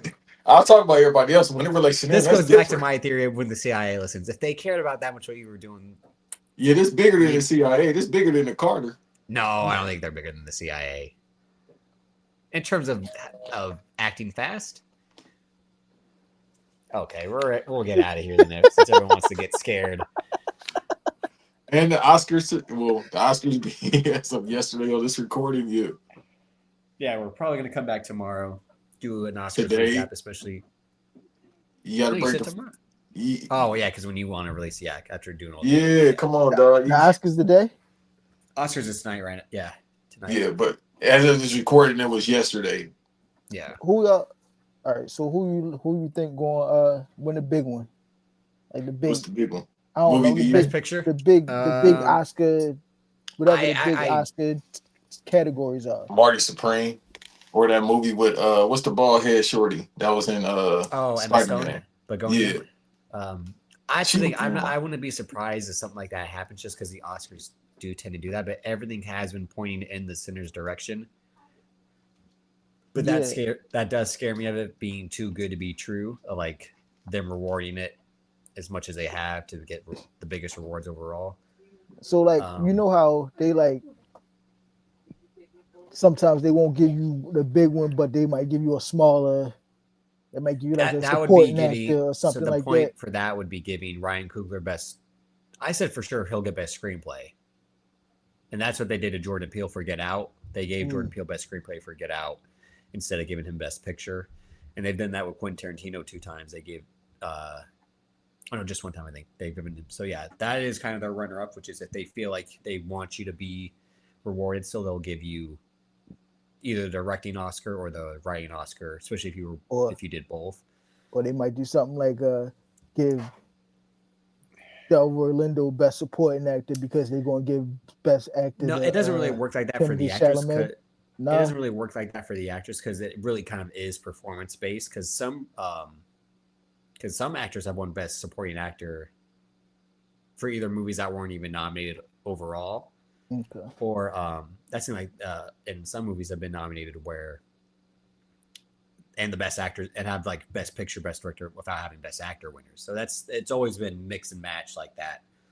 But Sinners, like I'm saying, doing the whole clean sweep like Oppenheimer did when they had best picture, best screenplay, best director, best actor, best supporting actor. I don't think it's possible. Because like you're saying, I think Delroy Lindo's category is harder than Michael B. Jordan's category. Even though I do, and it's tough for me to choose between those two performances of which I enjoy the most.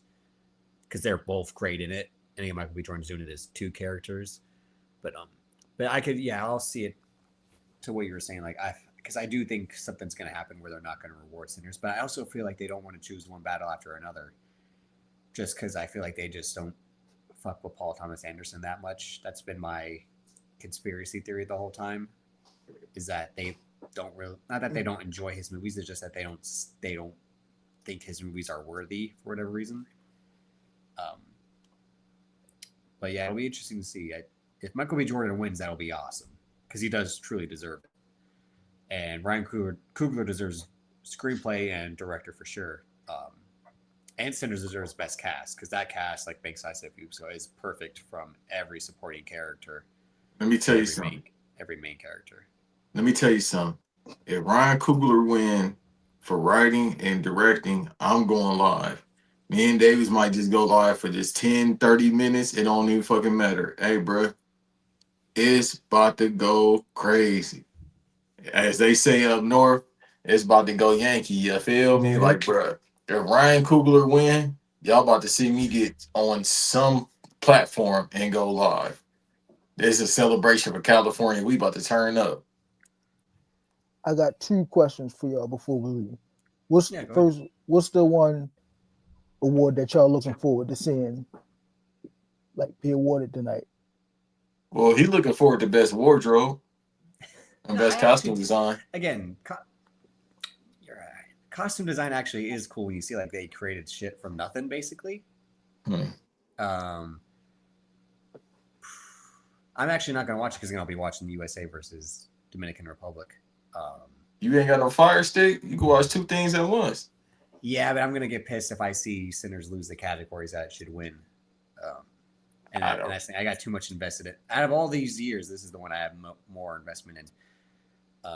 You and everybody else, legit. They said their ratings about to be like higher than normal. I wonder why. But I would say the one. Let me look up at the category real quick, just to. Probably for me, best actor because eventually I'm gonna be there. Best supporting because eventually I'm gonna be there. I like all the best like actor You like the awards acting. and You like all actresses. the acting awards, yeah. Yeah, because I mean cinematography too, because I'm huge into cinematography and how things look. Yeah, that's why I So was trying to look up to see who yeah, else was nominated in that category besides the Sinners cinematographer Autumn. because just to let the audience know, Sinners has the all-time record for like nominations, which is still crazy because they wasn't even supposed to be there. It's just by popular demand and all like the Hall of Fame actors was like, "Hey man, y'all gotta do something like this." I mean, once Tom Cruise say, "Hey, I need to go ahead and watch Sinners," I knew it was over. I knew they was gonna get there because it's Tom Cruise speaking. Yeah, I would You say know, the best. The category I'm looking forward to most is overall best director and best original screenplay. But that casting one, because this will again be the first year that casting is given away, and like I said, the Sinners cast is the perfect from top to bottom. But seeing best writer and best original screenplay, best adapted screenplay isn't too bad this year too. It has like adapted is when you take a book or a comic book or something or a short story and adapt it to live action, and that's Begonia, Frankenstein, Hamnet, One Battle After Another, and Train Dreams. So that's best adapted. Best original is Blue Moon. It was just an accident. Marty Supreme, Sentimental Value, and Sinners. And that's when I think best director and best actor I think are Ryan Coogler's best chances if they don't get best picture. All right. And my second question, I believe I asked it before. When are y'all gonna write or direct the movie? Or write and I direct? don't know Because why I've been people watching think y'all I for a can. few years and y'all real knowledgeable about these things like the camera angles and different things of that nature that the normal person that watches movies just watching for enjoyment don't pick up on. So when we gonna get a script from y'all? That's this that's man Tim. right here. I know some writers. I know some writers. I know directors. I mean, obviously, I'm in the business, so I know people personally. But it's up to Davis. Like, I would definitely like to work with Davis Nah, on a I can't do film. any. I can't write. That's why I stopped. That's why I wanted to become a podcaster because I couldn't write. And the writing I wanted to do You was know, more. 99% of writers say that. Like Zell in the audience, 99% of writers say, "I don't like this shit. I can't write." They all I say that. can. That means you're a writer. I can't. That's why. But that's why when I found out podcasts, I'm like, oh, this is more my speed, You talking instead of writing. just But gotta then come up with writing, the premise. and Thank then you. writing, and then You when you see can't. how like screenplays are written, that's where I'm like, oh yeah, that's too. Yeah, but look at how many drafts they go through because the writers be insecure about their work and they be like, "Damn, I got to rewrite this. I got No, to rewrite but I that." also mean like insert camera in the or the extra layers and details you have to write that you have to add to a script. Like that's too creative for my writing. No, you just I've write the lines and you give a direction every now and then because it's up to us being the actors to find the direction of which we want to go based on the director and what's in the script. See, if it's just you just yeah, and I open door, then that's a bad actor. but no, it's like he opens the door. He doesn't know what's behind this door. That's a novel. That You don't have that's to how write you it have to like write a that. script though. You also don't gotta write. You could direct. Yeah, That's I it. think you actually could do well with directing. Now every time I listen to a director's talk, I'm like, fuck, that would drive me because it's like being a supervisor, and I can handle being the supervisor at my job when you have to depend on people to do their jobs and you can't fix it. It's the Jerry West thing of like, I can't be them and they can't be me. So every time I hear a director talk on a podcast and talk about, especially the bigger budget films, like I always say this: listen to any Chris McQuarrie podcast to talk about how he directs Mission Impossibles, and you're like, how could you even make the movie that got churned out a masterpiece or phenomenal when you have to like Tom Cruise got injured, so we had to recut the movie, and then we had to rewrite the movie, and then the helicopters can go only up this high. When you take a camera up this high, this happens, and then you have to have all the locations pre-scouted. But this time I didn't have this location picked out. Like it's all the extra work that goes into it. But like Bank says, there are other people, other department heads that do that job. But I see it as so much of like, what if I see it in my head, it has to be the way I see it in my head. And that it was the same thing like when I edit videos that I make, I'm like, it has to look like how I'm picturing it and seeing it. So I would. That's why you become the editor as well. That's where I told you I would piss you off because I would be like Fincher, where I'm like, do it again. It's not like how I'm seeing it. Or Stanley Kubrick, for like the multiple takes, like it's not turning out how I'm seeing it in my head. I feel like that's the type of director I would be, not on purpose, but like I would just be like, it's not turning out. And that's the part where I feel like, even when I watch a lot of movies, whether they're good or bad, I can see where sometimes there's a good director turning out a bad movie because other stuff could happen. But also I'm like, someone could have told you halfway through how to fix this movie and you could have had a better movie. It's a tough job. I don't know why people think I can write or direct. Kiki says the same thing of like, yeah, I think you can make a movie. I'm like, never in a million years. People. He gave you a reason as to why. It's probably the same thing as Keats. Like, yeah, you're too knowledgeable about these things, and like it's intricate things that normal people that just watch movie for entertainment don't pick up on. And like, you too deep in the game to just watch these movies and talk about them. Like, I feel like you gotta at least be a consultant or something.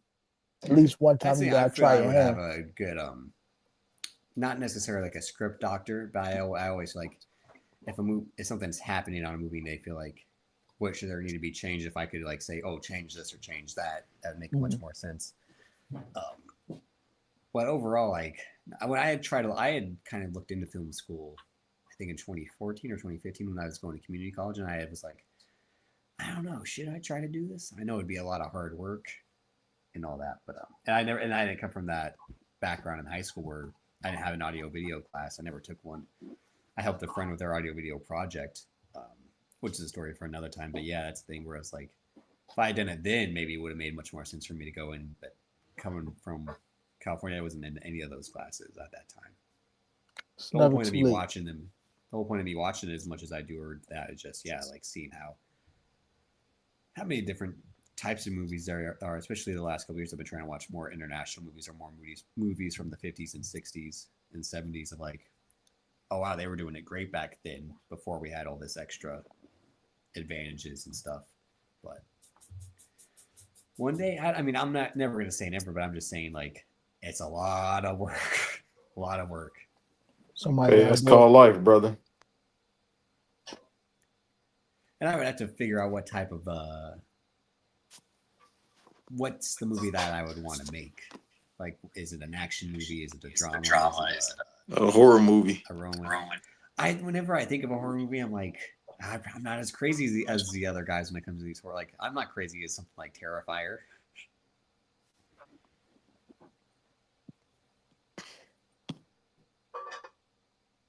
I don't know. I think you gotta at least try your hand at something in the industry, because I feel like it's a perfect fit. Yeah, I mean it's a fit because, but even the stuff I know, there's still more to know that I don't. I mean, I feel like I don't think I could be a big budget type of director because directing when stuff's not there, like when you have to direct around the CGI that's not created, that's the stuff that I'd be like, that seems tough. So every time I watch those movies, I'm like, this must be hell as a director to know like the background's not there yet or this character isn't real at all right now. With the technology and the AI and stuff now, you probably can shoot it like that. But what you watching, it'll actually be there, like with the AR and all that stuff. Like, I think if they could figure it out that way, that's how they would probably want to use AI. If you were to ask like people in Hollywood, like, would that help moments like that, the stand-ins? I'm not the only one who really has that like advantage for them is James Cameron, right, Banks? Like he's the only guy who kind of knows what he's making because they're building it as he's shooting it with his type of motion capture. But yeah, it just takes a certain type of eye, though. Yeah, but I mean, like I said, never say never, but it's definitely I'm not in a rush to ever do one. But it can happen at any age. Like a lot of guys are directed their first movies in their late 30s or early 40s. So, and people who in other walks of life had directed movies, like Tom Ford has directed movies. You're like, Tom, the fashion dude, like. So yeah, it is possible. But Zell, thanks for stopping by. It's been a long time. We'll definitely try to have you on again soon, especially unless I take another Drew McIntyre-esque sabbatical. No, you ain't doing shit. You gonna work. Say I'm on a sabbatical myself. I think it's time for me to make a comeback. Yeah, all my BodyMore cups are starting to fade because I just got tired of hand washing them and put them in the dishwasher. Because I was thinking for the longest time I was trying to keep them pristine, but I'm like, I get tired of fucking having to hand wash these and hand dry these. Like, you can still see where it says it, but like some of them more than others are like chipped away, and I'm like, that's a shame. That's another reason why I gotta come back now, man. No, the streets need you, dog. Ever since you talked about cut water, I was about to say the way that the alcohol industry, more so than the entertainment industry, like keeps itself afloat with these new innovations. Like Cutwater exist in the 70s, it's just not as strong as it is now. Isn't that the point of it? Of like it's now its own drink. I don't know when it came out, but all I know is you need to stay away from it. Have you ever stepped on? Yeah, I bought 12 different Cutwaters because I figured I'd do a couple episodes try three, make some drinks with them and stuff like that. I got through 2 episodes and I was like, yeah, nah, this ain't for me. I think I'm thinking of something else that you haven't tried yet. So is it just super strong? Is it even tasty? No, or is it just bitter? Yeah, it tastes good. I mean, I wasn't just drinking the Cutwaters. I drank the Cutwaters, then I made drinks with them and stuff. But like the next morning, it wasn't right. Oh, so it acts like that? Yeah, I mean, I don't know if you just drink the Cutwaters, then maybe you'll be all right. But when you start mixing it with tequilas and stuff like that, I wasn't feeling good in the next morning. Well, I don't. Just like I don't drink, so it's not on my list. Yeah, stay away from it. Get yourself a man's drink like a Miller High Life. That's the thing. I've always wanted to have a champagne of beers, is what they call it. Yeah, that's a real man drink. That's one of them. You come home from work, you sit in the lazy boy, kick your feet up type of beers. I mean, the last time I drank, I was at All In with Kiki, so that goes back to last summer. Was the last time I had an alcoholic drink. I was there too. Look, I ain't see you with no drink. I had one where we got there, and that was not a smart decision because it had me sweating right away because I had no food in my system. You had that tight ass little white shirt on too. It was just a Michelob too. But a Michelob had you sweating? Yeah, I had nothing. I had no food in my system. We hadn't eaten yet. Oh, look at the excuse he says. I ain't got no food in my system. You just gotta get your tolerance up. That's all. Well, that too. Irishman, are you? No, I'm saying that's where I agree. Like where I disagree in my heritage because I have no desire to drink whatsoever. I mean, the only time I went crazy drunk was on that one episode, and Zell remembers it, where I had the white noise, the vodka cranberry Sprite mixture. That was the only time I got drunk. I definitely felt it the next day, just because I had to drink that for tolerance that episode, but other than that, yeah, I never drink. I just don't have a desire to. It's bad for you. Stay away from it. I'll take care of it for you. Yeah, exactly. I'll eat unhealthy stuff, but I won't drink unhealthy stuff. Keep your liver intact. Well, especially now with my appendix out. Yeah, I don't know. Your appendix might not really don't really do nothing no more, right? That's why they can just take it out. That's the point when it ruptured. I'm like, so what's the purpose of that? Like, if they could just be removed so easily and you don't replace it, then yeah. But overall, we evolved past the need for an appendix. I mean, if I could get something from my liver with it being intact so much, then yeah. What's the price of a good liver these days? On the black market? Yeah, if I don't need it to live and I can just give it away to a binge drinker, yeah. I ain't going to them, brother. They're going to some other type of people. But Yeah, we'll have you on again soon. Let me Talk about all know. sorts of things. But thanks. You'll be on RLP's bonus episode like you are usually with AMP. You just said you all did a tangent, so everyone make sure you head over to the RLP Patreon, check that out. Have you and Eve recorded yet, or is that coming up? No, so we got Tangents coming out, and me and Ant more likely doing the Monday episode. By the time this come out, it'll maybe be up, but more likely it will be. So, No wiretap this week. No wiretap this week. But it's the latest episode out. Now you can listen to Worst Take. I say Rock is on Worst Take with Yeah. them, so Okay. you can listen to that. Shout out to Rock. And then, like Banks said, this will be the first of 2 episodes dropped. So pay attention to that because we'll be covering more entertainment news. Reviewing the Ted show. Did you watch Ted season 2, Zell? No. Oh, you gotta. It's hilarious. It's hilarious. Did you watch the first season? I can't remember. Nah. You told us. Oh, you got all right. Then watch. I watched the movies, but I've only seen the first movie. I've refused to see the second Ted. But the show is hilarious. The show is better than. I don't know. I love that first movie a lot. But is Mark Wahlberg in the show? no, it's his character Young. It's like the years that they skip over in the movie. So he's in him and Ted are in high school together and getting all sorts of adventures. She did this thing. My fault for being on camera for this thing too. My damn equipment dying, I think. It's all right. We're about to wrap up right now, but that's what we talk about. We talk about Ted season 2 and all the other movie and TV news, reviewing the Oscars as well. So make sure you're liking the video, subscribe, comment, all of that. And we'll see y'all next time. Peace.